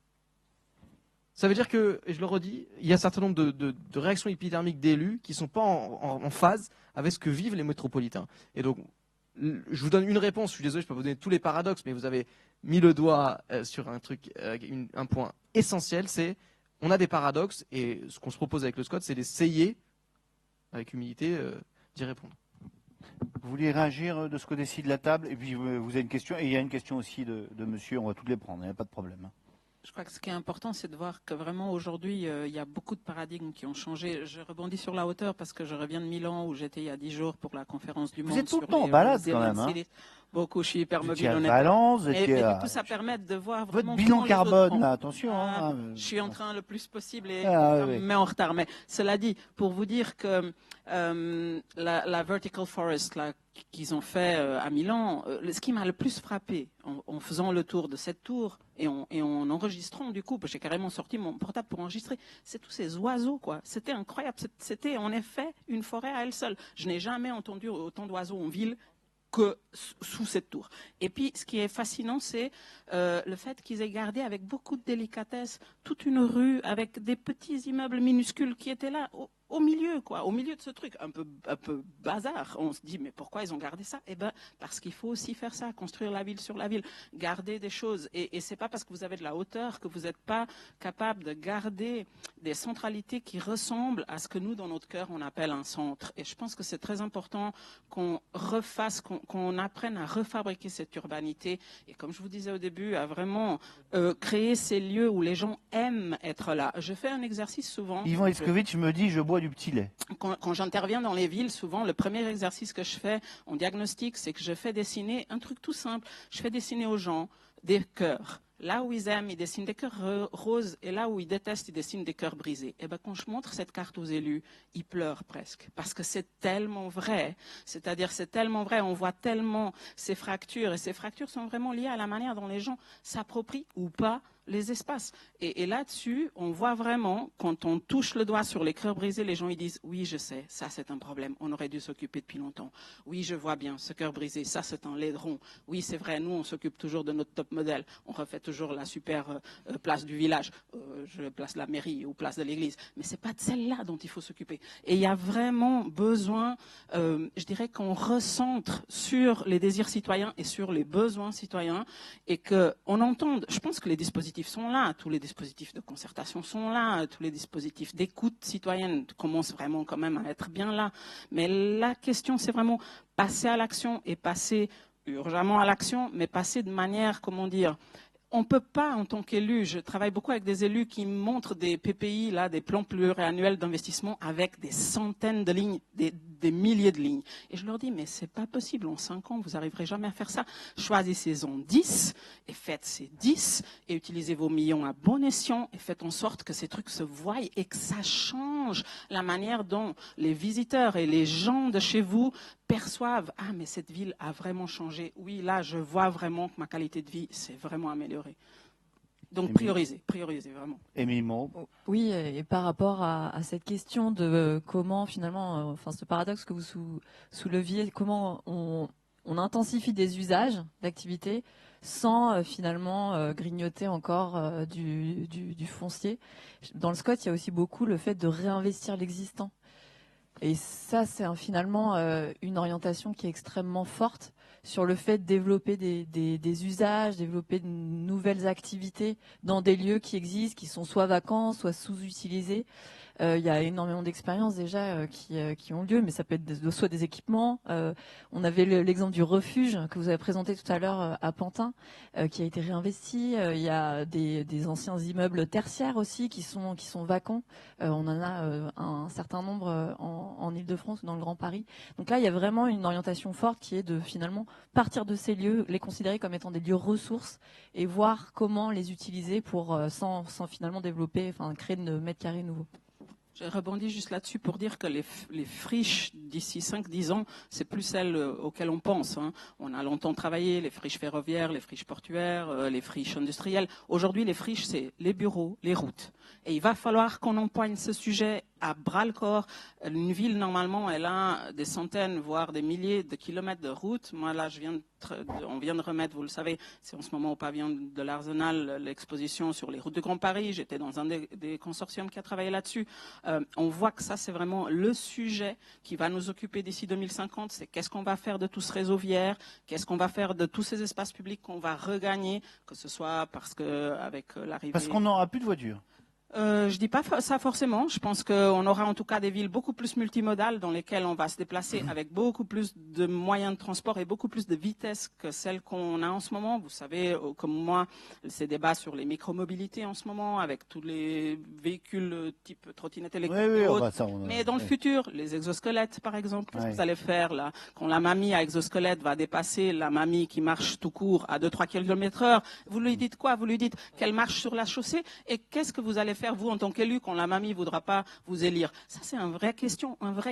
Qu'est-ce qu'on va faire avec tous ces espaces de mobilité aujourd'hui? Alors, il y a d'autres vraies questions, et elles sont dans la salle. Ils sont quand même là pour les poser. Donc, allez-vous, monsieur. Oui, merci. Allez. Robert Spizzichino, j'ai une remarque et une question. La remarque, c'est que quand même dans cette question des déséquilibres qui a été évoqué, des inégalités socio-spatiales qu'on constate, on n'a pas parlé des mouvements économiques et financiers. Quand même, une réalité de toutes les métropoles mondiales, c'est que le capitalisme financier s'est investi énormément dans l'immobilier pendant un long moment. Il continue Mettez bien votre micro sur... Oui, voilà. Il continue à le faire. Il continue à le faire, même si on est en train de changer la structure petit à petit du capitalisme financier. Mais quand on parle de la responsabilité politique, c'est en même temps, il faut bien voir que les élus qui ont des moyens de régulation des phénomènes spéculatifs et d'éviction tels qu'ils se posent en ce moment, tirent la langue au niveau d'un certain nombre de moyens publics à plusieurs échelons et peuvent de moins en moins, sur ce terrain économique et financier, faire jouer des mécanismes de régulation. C'est quand même un grand débat économique et financier qui commande l'ensemble des éléments. Donc tout n'est pas que politique. Voilà. Et si on ne traite pas de ce problème, on se fait plaisir. Une question. La question, c'est sur qu'est-ce que c'est que la métropole polycentrique? Je ne sais pas. Parce que pendant un moment, c'est une idée séduisante, comme ça. On imagine qu'il va y avoir... et puis quand on regarde 131 un peu centres. Des tas de grands centres, et puis des plus petits centres, et puis tout ça autour de Paris va fonctionner de manière harmonieuse, ça ne tient pas la route. Ça ne tient pas la route. Demander à Seine-Saint-Denis si le centre principal, ça va être Aulnay ou Saint-Denis ou quoi. Non. En fait, cette notion de polycentrisme, c'est une vraie question. Hein. Il faut la préciser. Il faut montrer quelle en est sa nature.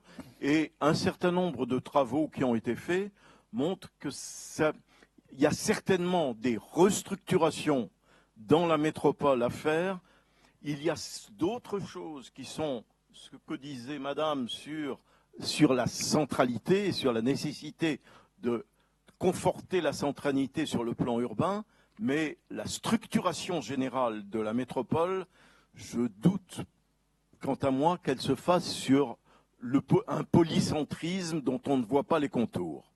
Alors, peut-être d'abord sur le premier aspect de votre remarque, la responsabilité des mouvements financiers. Alain Périès, tout n'est pas politique, quoi. Hein. Ah non, mais le problème, je dirais, c'est que l'économie est politique. Et que le gros problème qui existe, c'est qu'on a un peu tendance à subordonner la politique à l'économique, alors qu'en bonne logique, ça devrait être l'inverse. Et la problématique, elle est là. Donc effectivement, l'économie joue, les lois du marché jouent, mais si ça a pris une telle importance, c'est parce que les politiques ont un peu, quelque part, démissionné de leurs responsabilités.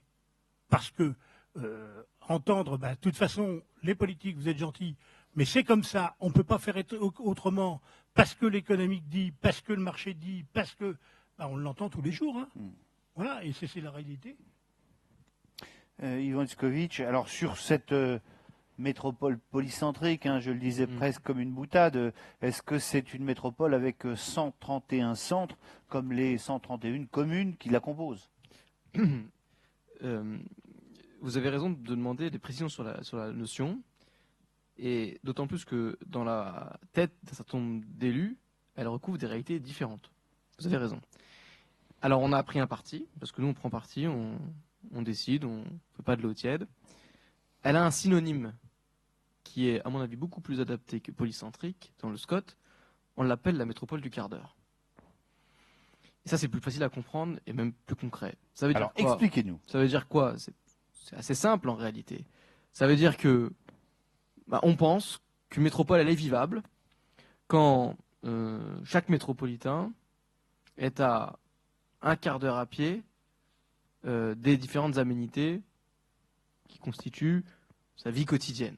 Alors, je ne dis pas qu'il est forcément un quart d'heure à pied de son travail, quoi qu'avec le coworking, le télétravail, peut-être que dans 20 ans ce sera le cas. Et puis avec la mamie... et avec l'exosquelette. L'exosquelette, là, mais ça va... Voilà, la métropole du quart d'heure, avec le moyen de transport doux, ou en tout cas le moyen de transport qu'on veut, mais la métropole du quart d'heure, c'est un bon moyen pour dire les centralités, comment on voit cette métropole de demain. Ça ne veut pas dire qu'on va choisir des centres. Ça ne veut pas dire que c'est l'union d'un certain nombre de centres qu'on aurait choisi et désigné au doigt mouillé. Vous avez raison, monsieur, de dire on va choisir une ville, on va dire c'est le centre. Non, c'est pas ça la métropole du quart d'heure. La métropole le métropolicentrique, c'est la métropole qui est accessible à tous, de façon simple et avec une multiplicité des usages. Voilà. Et c'est inscrit comme ça dans le SCOT. C'est pour ça que je me permets de vous dire. Et on en rigole des exosquelettes de la métropole du quart d'heure. Oh là. Mais qui aurait pu prévoir avant même que la métropole soit créée, et même depuis qu'on a commencé à travailler sur le SCOT, que 1 ou 2 ans après, il y allait avoir 20 000 trottinettes électroniques dans les rues de Paris. Personne. Parce qu'au moment où on a commencé à travailler, il n'y avait pas 20 000 trottinettes électroniques en free floating dans les rues de Paris. Électrique. Donc ça veut dire... Électronique, j'ai dit ? Oui, mais c'est pas grave. J'ai dit ? Ouais. Électronique. Électrique, pardon. Je... Pour vous donner l'exemple, l'exosquelette, c'est une caricature, mais c'est pour montrer que la métropole du quart d'heure a tendance à muter dans le temps. Et finalement, ce SCOT, il est évolutif. C'est-à-dire que rien n'est gravé dans le marbre parce que la vie, elle va plus vite que le SCOT et que nos processus d'adoption des documents de planification. Et peut-être que demain, dans 2, 3, 4, 5 ans, il y aura des nouveaux usages. Tout à l'heure, vous avez parlé, Sonia Lavadino, des usages du travail, avec le coworking, le télétravail, etc. Peut-être que dans 20 ans, ce sera la norme. Aujourd'hui, ça reste quand même si ça prend le volume, ça reste pas la majorité du mode de travail. Peut-être que dans 20 ans, ce sera le cas avec ce qui se passe dans le domaine numérique et avec l'arrivée du très haut débit quasiment partout, même si on peut encore en discuter. Mais pour vous dire que la métropole des polycentriques, elle est aujourd'hui celle-là, celle où on va à quart d'heure à pied. Peut-être que dans 30 ans, on ira un quart d'heure en exosquelette à l'autre bout de la métropole. Et on est très loin de cette métropole du quart d'heure aujourd'hui ? Oui, on est loin. Je vais vous donner un seul exemple parce qu'on ne peut pas parler de toutes les aménités quand même, et puis je n'ai pas tous en tête, je vous avoue.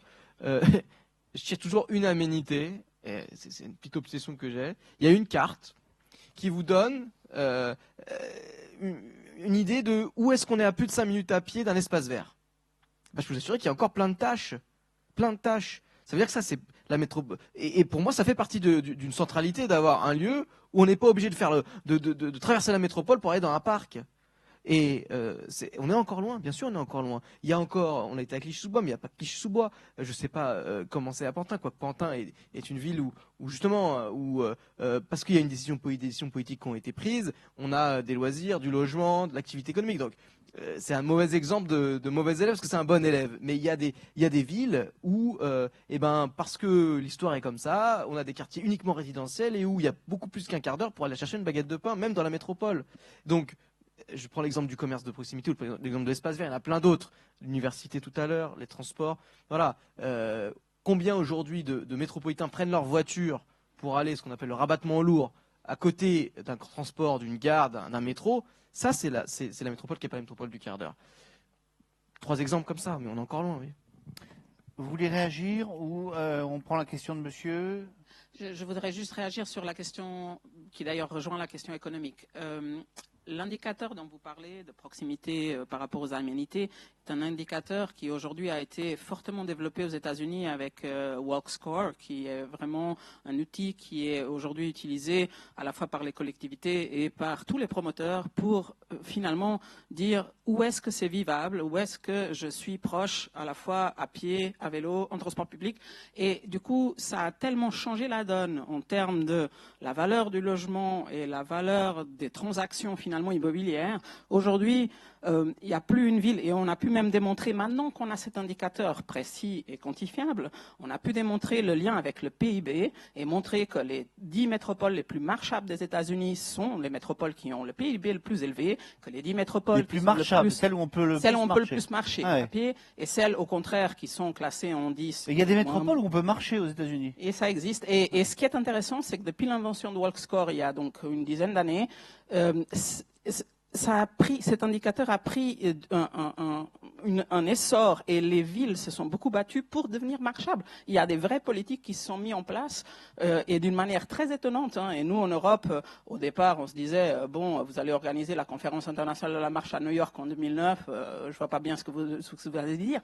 Eh bien, quand cette décision a été prise en 2005, en 2009, en 4 ans, le nombre de trucs qu'ils avaient fait, moi, ça m'a sidéré, étant donné que c'est vraiment mon domaine, de voir à quel point ça a bougé le paysage aux États-Unis. Et pourquoi je vous en parle ? Je vous en parle parce que WalkScore n'est toujours pas existant en Europe. On n'a toujours pas ici des indicateurs. Moi, je travaille beaucoup avec la ville de Paris sur ces questions d'indicateurs et je leur dis à chaque fois, mais mettez en place des indicateurs. Regardez Barcelone, par exemple. Ils ont mis en place justement des indicateurs du style le moins de CO2 que vous avez, la question des parcs. Donc, pour, par exemple, justifier cette politique des supermanzanas, comme ils appellent ça, de libération des cœurs d'îlots et de faire en sorte que ces cœurs d'îlots redeviennent des espaces à vivre pour ce qu'ils appellent la fonction civique, que là aussi est un autre indicateur qu'on n'a pas l'habitude de mesurer, qui est vraiment dans quelle mesure les gens utilisent la rue pour faire des choses pour eux-mêmes, pour leur famille, pour leurs rencontres, pour leurs voisins.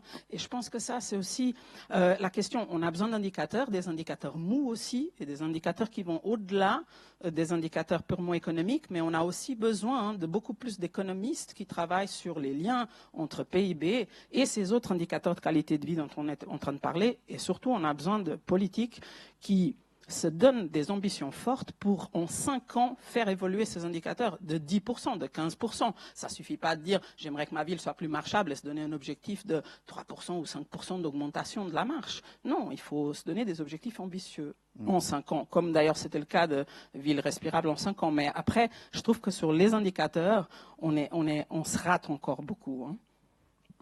Allez, question, monsieur, vous êtes patient, merci. Oui, mais bon, j'ai pas oublié ce que j'allais vous... Bon, je vais commencer à être désagréable par rapport à un certain nombre de projets qui apparaissent dans ce qu'on appelle les projets exemplaires du SCOT. Monsieur Iskovitch, il va comprendre tout de suite. Je veux parler de... Bon, excusez-moi, mais je fais partie d'associations de protection de l'environnement. Et je vais parler plutôt en citoyen de Gagny. Sur Gagny, il y a un projet qui est mis très en avant dans le cadre du SCOT de la métropole pour la construction de 2000 logements. En fait, cette construction de 2000 logements, elle va être... le projet, c'est de construire sur une ancienne carrière qui n'a jamais été sécurisée. Qui n'a jamais été sécurisé parce que l'État a traîné les pieds depuis 25 ans. Et donc aujourd'hui, on nous met au pied du mur et on dit pour sécuriser la carrière, il faut vendre ça à des promoteurs. Alors en plus, bon, l'État arrive avec ce qu'on appelle une PIL, donc une procédure intégrée pour le logement, donc qui gomme tout. Alors le SCOT, PLU, SDRIF, tout ça, ça disparaît. Donc on trouve ça quand même un petit peu gênant.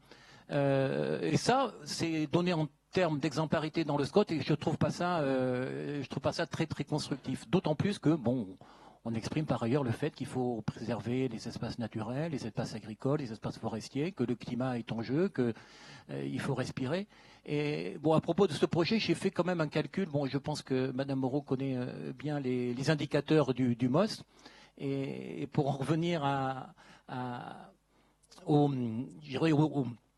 écarts qu'il y a entre l'Est et l'Ouest, et bon, j'ai fait une mesure d'indicateurs sur le MOS entre ce qui se passe dans les Hauts-de-Seine et ce qui se passe en Seine-Saint-Denis. Dans les Hauts-de-Seine, en 2012, le MOS indiquait que tous les espaces qui n'étaient pas artificialisés représentaient à peu près 29% du territoire, alors qu'en Seine-Saint-Denis, on était à 28%. Et en 2017, dans les Hauts-de-Seine, on est à 30%, et en Seine-Saint-Denis, on est à 25%. Donc ces inégalités dont on parle, et qui sont d'ailleurs répercutées par le dernier rapport de l'IAU concernant la gentrification et la paupérisation, donc les écarts en gentrification et paupérisation ont augmenté, et là, les écarts continuent d'augmenter aussi. Donc quelque part, que va faire le SCOT pour maîtriser tout ça? J'ai du mal, et d'autant plus que finalement, vous ne nous donnez pas les bons exemples. Alors là, Yvon Iskovitch. Alors, déjà, vous n'avez pas à vous excuser de faire partie de l'association qui défend l'environnement. Je vais vous dire pourquoi, parce que ce SCOT, je le dis sans embâche, je crois que quand on va aussi loin dans notamment la lutte contre l'étalement urbain, la sanctuarisation, j'utilise volontairement le mot, des espaces agricoles, mettant, je vous le dis, à mal peut-être certains projets dans la métropole, je pense qu'on n'a pas à rougir d'un point de vue environnemental à ce qu'on fait. On peut toujours faire mieux, mais en tout cas, voilà. Je voudrais pas vous contredire de façon frontale, mais je pense, enfin je suis même sûr, que dans le SCOT, on ne cite pas comme exemple le projet que vous invoquez. Non, il n'y est pas. Alors, est-ce que vous êtes sûr qu'on parle du SCOT? On ne parle pas du SDRIF, hein. On ne parle pas du schéma directeur de la région Île-de-France. Hein. Vous repreniez un micro si vous voulez vous exprimer, monsieur, parce que sinon, nous, on peut encore vous entendre, mais les internautes ne vous entendent pas, alors c'est dommage. Non, mais je ne sais pas si on peut les consoler sur Internet, mais bon, le jour où j'ai vu ça, ça m'a quand même un petit peu hérissé. Bon, j'étais assis, heureusement, mais bon, il y a quelques projets comme ça qui sont, bon, quelques-uns sont, je dirais qu'on peut les valider, c'est pas, mais celui-là particulièrement, bon, non, mais je comprends on connaît suffisamment le territoire, on connaît suffisamment les enjeux pour dire que non, là, on est vraiment très à côté de la plaque. Alors, si vous dites qu'il n'y est pas, en ce moment-là, bon, s'il y est, il faut le retirer très rapidement. Si vous permettez, c'est tout à fait une illustration de ma question précédente, c'est la gestion des contradictions et des exemples, hein, justement. Et je pense que le cas qui est cité, justement, on se dit, et aussi la crédibilité à la métropole et de son SCOT, hein, c'est des exemples comme ça, où il y a une opposition, en tout cas une opposition à une manière de faire ancienne, hein, pour valoriser une manière de faire nouvelle, justement. Et on ne voit pas du tout la métropole agir, ni par le biais de ses documents directeurs ou quoi que ce soit. Et effectivement, je trouve que c'est un exemple typique des contradictions que je mentionnais tout à l'heure. Alors, ça serait le cas si c'était vraiment dans le SCOT. Non, mais je ne dis pas que c'est dans le SCOT ou pas. Mais en quoi est-ce que le SCOT, c'est pas, je dis pas que la métropole ou le SCOT y est pour quelque chose, que ce soit inscrit ou pas. Ce que je veux dire, c'est que c'est l'illustration des contradictions qui font qu'aujourd'hui, on ne voit pas la valeur ajoutée d'un SCOT ou de documents directeurs sur la gestion de cas comme ça, qui sont au centre de ces contradictions, justement. Je vais vous expliquer, je l'ai dit, je ne suis pas très précis pour pas mettre le doigt sur et jeter l'opprobre sur des projets dans la métropole, d'ailleurs ils ne sont pas dans ce territoire, mais il y a notamment des projets au nord de la métropole, autour de l'aéroport, qui ont vocation peut-être à mordre sur les terres agricoles. Ben, je vous le dis, le SCOT est loin de les prendre comme exemple, le SCOT va mettre à l'encontre de ce type de projet, et ce qui signifie que demain, sous les réserves juridiques de démarrage des projets, etc., avant, parce que ce qui est démarré avant le SCOT, bien évidemment, on ne change pas la règle du jeu en cours de jeu. Le SCOT ne prescrit pas ce type de projet, et si le SCOT rentre en vigueur, ce type de projet ne pourra pas voir le jour. Ouais, c'est ça je pense, la dernière phrase qui est intéressante, justement, c'est autant qu'est-ce que le SCOT va changer à ce type de projet-là, justement? Et quel va être son pouvoir de rééquilibrage, on va dire, de ces projets-là? Alors, vous avez cité effectivement le triangle de Gonesse. Hein. Non, c'est pas du pas tout. celui-là, pardon. Il n'est pas dans la métropole. Ah, c'est par la métropole, pardon. Non, Mais pas du tout. effectivement, Vous voilà. voyez, c'est pour ça que je voulais pas acheter l'opprobre, c'est pas Non, du tout tout à ce fait. projet-là. Mais comment? Alors, qu'est-ce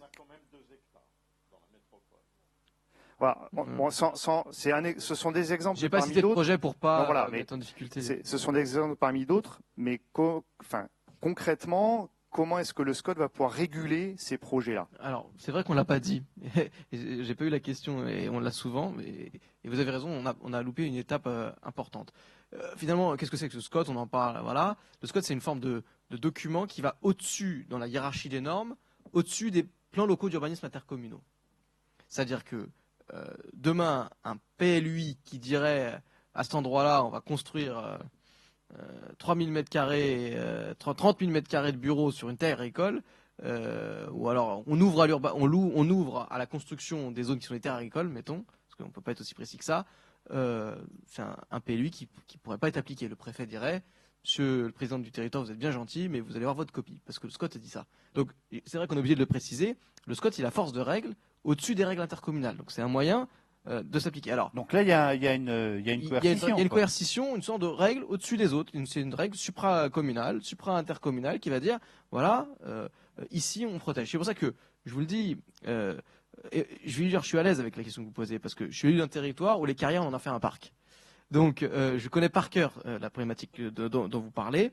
Et franchement, je vous le dis, vous avez sûrement regardé un document qui n'est pas le SCOT.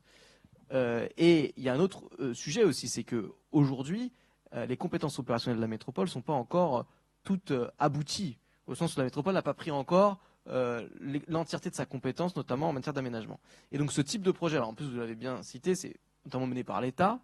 Et la contradiction de l'État, je ne vais pas revenir dessus, mais elle est flagrante en certains domaines. Un autre domaine, on fait une ZFE, une zone à faible émission. Le seul endroit où on n'est pas concerné, c'est le périmètre de la 86 qui est géré par l'État. Bon. Alors que l'État nous dit un autre paradoxe. Il faut, voilà, donc des paradoxes avec l'État, il y en aura, mais nous, le président de la métropole, c'est pas ni le président de la République, ni le Premier ministre, ni le préfet. Il a face à lui des interlocuteurs d'État, et ça, le SCOT ne s'impose pas à eux. Et donc, monsieur, avec toute la prudence qui est la mienne, ce type de projet n'est pas mis en valeur dans le SCOT, vraiment pas du tout.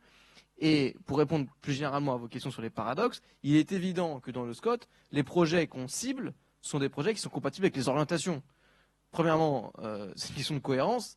Deuxièmement, c'est une question aussi juridique. C'est-à-dire qu'à un moment donné, on ne pourra pas faire une règle inapplicable. Si on prescrit de sanctuariser les hectares agricoles et que demain, on flèche dans le SCOT des secteurs ouverts à, on va dire, des secteurs où on va ouvrir à construction de logements, de bureaux, etc., on serait en pleine contradiction et le préfet nous dirait, monsieur le président de la métropole, merci de revoir votre copie. Donc, je prends votre question avec prudence. Si vous permettez, à la fin de la réunion, vous vous rapprochez des services de la métropole, parce que moi, ça m'intéresse que ce type de document que vous avez vu, je le prends vraiment très au sérieux, votre question, et on vous apportera une réponse, parce que sur ce point précis, on ne veut pas laisser les choses au hasard. Oui. Bon, alors si vous voulez, juste pour une précision, avec les associations locales, on a quand même pas mal bossé sur Gagny. Donc pour votre information, l'association a planté le PLU de Gagny pour la deuxième fois. Donc ça signifie qu'à Gagny, je pense qu'en Seine-Saint-Denis, on doit être les seuls à ne pas avoir de PLU. On est revenu au RNU, donc au règlement national U. Donc on est quand même un petit peu mal. Et en fait, le PLU est tombé surtout parce que ce PLU ne respectait pas le SDRIF et donc la consommation d'espace naturel. Et là, on est en plein dans ce cas-là sur cette carrière. À mon avis, je pense que vous avez regardé le document du SDRIF. Et le document bon, du on va. on va regarder ça après. Vous avez un certain nombre de projets exemplaires que vous citez dans un document du SCOT. Alors, j'ai plus son nom en tête, mais c'est là-dedans qu'il apparaît. Bon, monsieur, vous avez encore une question? Oui, j'avais une question. C'était pour rebondir en fait sur les indicateurs que vous avez mentionnés et effectivement dont on voit l'utilité pour un suivi aussi de déploiement. Hein, quand on fixe des objectifs, il faut savoir où on en est parce qu'un objectif, sinon, ne veut rien dire. Hein. Et vous avez indiqué un peu plus tôt qu'il n'y avait aucun chiffre ou très peu de chiffres dans le SCOT. Donc je me posais la question de savoir où étaient les chiffres, justement, qui étaient un peu ambitieux. Hein, et là, en tant que citoyen aussi, je voulais savoir où est-ce qu'ils étaient fixés et comment est-ce qu'ils seraient mesurés l'atteinte de ces objectifs? Alors, Bonne question. je suis peut-être trop rapidement exprimé. Il n'y a pas de chiffre. Je parlais du cas particulier du logement. C'est-à-dire que l'orientation logement, on donne un cap sur la mixité sociale, mais c'est vrai qu'on ne donne pas de chiffre autre que le chiffre de 25% de la loi SRU. Je vous ai donné même le contraire. Il y a des chiffres dans le SCOT. La pourcentage de pleine terre, je peux vous assurer que le 10% et le 30% y sont. Je vous donnerai d'autres chiffres, mais il y a des chiffres. C'est pas interdit de mettre des chiffres. Il y a même des cartes. Donc oui, il y a des chiffres. Si vous voulez parler du chiffre qui fâche tout le monde, dont je vous ai parlé tout à l'heure, de l'intensité urbaine, la densification, oui, en effet, il n'y a pas de chiffres. Pourquoi? Parce qu'on a considéré que les chiffres qui sont ceux du schéma directeur de la région Île-de-France, donc en gros 10% sur 15-20 ans, 10% de densification sur les espaces dans la région Île-de-France et 15% autour des quartiers de gare, ce qui concerne la métropole, sont des chiffres totalement raisonnables, qui sont en plus appliqués quasiment tout le temps. Vous savez, certain nombre d'élus disent se plaignent de la densité, mais en fait, finalement, on remarque que les chiffres sont plus ou moins respectés, qu'on est dans ces évolutions-là. Donc on les a assumés, ces chiffres, et on considère que voilà, sur ce sujet, on ne va pas aller plus loin que le dit le DRIF. Bon, après, j'ai pas d'exemple en tête, peut-être que sur les sujets précis, mais il y a des chiffres dans le SCOT. Si. Y a-t-il d'autres questions dans la salle? Je ne crois pas. Si, vous, encore? Ah bah, attendez, si vous avez une question, vous attendez le micro. Regardez. Hop. Juste une question sur la revitalisation des centres-villes. Quelles sont les mesures que vous préconisez? Alors, encore une fois, le SCOT, c'est pas un programme politique. Le SCOT opérationnel, c'est un document de planification. Donc, le SCOT, il dit, notamment quand on parle des tissus urbains, ce que je disais tout à l'heure, l'équipe des fonctions, on est dedans. Aujourd'hui, bizarrement, on voit que les villes qui sont sinistrées, c'est des villes où il n'y a pas de centre-ville, où les centres-villes sont sinistrés. Donc, c'est-à-dire qu'il y a un rapport de cause à effet, et notamment les villes pauvres. On parlait de centralité tout à l'heure. Donc, le SCOT, il prescrit l'équilibre des fonctions, il prescrit le verdissement, c'est-à-dire que on pourrait plus voir comme on voit trop souvent des centres-villes, ou même nouveaux, très récemment, totalement minéralisés. Enfin, un certain nombre de choses qu'on prévoit, et ça s'arrête là. Ensuite, les PLUI déclineront la règle au niveau local selon les histoires des territoires, selon les possibilités urbaines qui sont offertes par ces territoires, selon la démographie, selon un certain nombre de sujets qui sont beaucoup plus locaux. Mais après, et on revient au débat du début, Olivier de Lagarde, c'est pas le président de la métropole qui va faire à la place du maire. Alors, la métropole peut lancer des initiatives. On a lancé une opération qui s'appelle Centre-ville vivant, où on revitalise les centres-villes. On a fait un appel à projet. Il y a une trentaine de villes qui ont été retenues pour acheter des fonds de commerce en déshérence, pour requalifier des voiries en centre-ville, pour rendre des centres-villes parfois un peu plus verts. Ça, on peut le faire, mais de façon opérationnelle. Mais c'est pas parce que on le dit dans le SCOT. C'est parce que la métropole décide de prendre sa compétence d'aménagement de façon concrète. Et ça répond à votre question, monsieur, pour vous dire que bien évidemment, quand on prescrit un SCOT, on prescrit une règle pour les autres, mais aussi pour soi-même. C'est-à-dire que quand, dans le cadre de la métropole, on a des actions opérationnelles en matière d'aménagement, eh ben, on doit respecter aussi ces grands principes, et on le fait déjà. Donc l'exemple de centre-ville vivant est un bon exemple, et on a une règle, c'est que on ne va pas, dans le cadre de nos politiques, notamment de subventionnement vis-à-vis des communes et des collectivités, quand on soutient l'investissement, on vérifie que les critères, notamment les critères de neutralité carbone, les critères d'impact environnemental sont respectés. Donc, j'entends qu'il y a peut-être des incohérences qui peuvent être relevées, notamment avec la règle qui est aujourd'hui existante, avec des PLU qui sont annulés, avec des projets qui sont des coûts partis, ce qu'on appelle les coûts partis. Mais globalement, on essaye quand même d'être cohérent dans notre action. Émilie Moreau, vous vouliez rajouter un mot? Ouais, peut-être juste en complément sur Centre-ville vivant, ce qui me paraît intéressant par rapport au sujet d'aujourd'hui, les équilibres métropolitains, c'est là on est sur une action donc, de la métropole qui est en dehors du SCOT, une autre action de la métropole qui est un appel à projet. Donc la métropole apporte de l'ingénierie, un soutien financier, des partenaires qui soutiennent ces actions, et donc qui permettent finalement de développer de la proximité. Donc une action des communes sur leur centre-ville, alors que finalement c'est quelque chose d'engagé à l'échelle de la métropole. On voit qu'on est vraiment finalement dans cette centralité à l'échelle très locale qui est développé, qui est renforcé par une action métropolitaine de mutualisation entre les maires, où c'est un espace de partage, d'échange, de bonnes pratiques, et puis de soutien en termes d'ingénierie et de soutien financier par la métropole. Je trouve que par rapport à cette question des équilibres métropolitains, la question de à quelle échelle on regarde la centralité, c'est un exemple assez assez éloquent. On arrive pratiquement au terme de notre débat. Pour conclure et pour revenir finalement à notre cœur du sujet, comment est-ce qu'on combat les déséquilibres, comment est-ce qu'on fait une métropole équilibrée, je vais vous offrir à tous les quatre une baguette magique avec la possibilité de réussir d'appliquer une action que vous choisirez et qui vous paraîtrait déterminante pour combattre ces déséquilibres. Sonia Lavadino, qu'est-ce que vous feriez avec votre coup de baguette magique? Je crois que vraiment je travaillerai sur l'hyper-proximité parce qu'on a beaucoup parlé des chiffres et des chiffres globaux et à l'échelle d'une commune, mais quand on parle par exemple d'équilibre du logement, quand je compare, je travaille beaucoup sur des projets en rue, ce que je constate le plus par rapport à la différence que je vois avec la Suisse où on a aussi beaucoup de pauvres, on a 13% de pauvres, ce qui est quand même plus que ce qu'on peut imaginer que la Suisse aurait, eh ben, ces personnes sont finalement à l'étage, hein, et elles sont disséminées dans les étages. Elles ne sont pas concentrées comme ça dans certains quartiers ou dans certains immeubles. Et je pense qu'une des choses importantes est vraiment de travailler de manière à une échelle extrêmement fine. Quand on parle d'espace vert, il ne suffit pas de dire que vous avez 60% d'espace vert, ce que je trouve d'ailleurs très bien, mais c'est justement, je reviens à la métropole du quart d'heure, c'est est-ce qu'effectivement chaque citoyen, lui, est à 5 minutes des espaces verts et ça, c'est pas forcément le cas. Vous pouvez avoir 60% et ils sont tous concentrés à un endroit.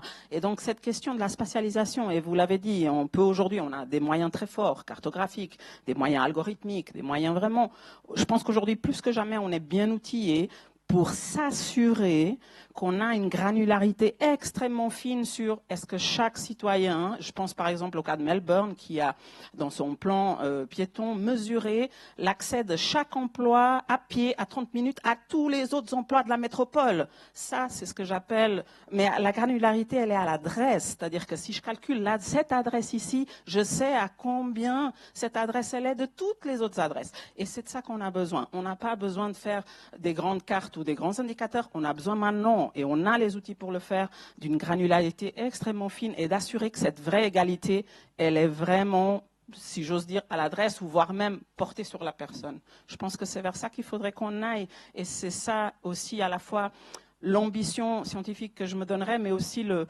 vrai levier politique qui sera là, de pouvoir vraiment garantir cette granularité-là. Voilà, un individu. Alain Perriès, votre coup de baguette magique. Oh, moi, je n'ai pas de baguette magique, hein, je travaille tous les jours. Je dirais que, le politique reprenne ses responsabilités et assume ses responsabilités.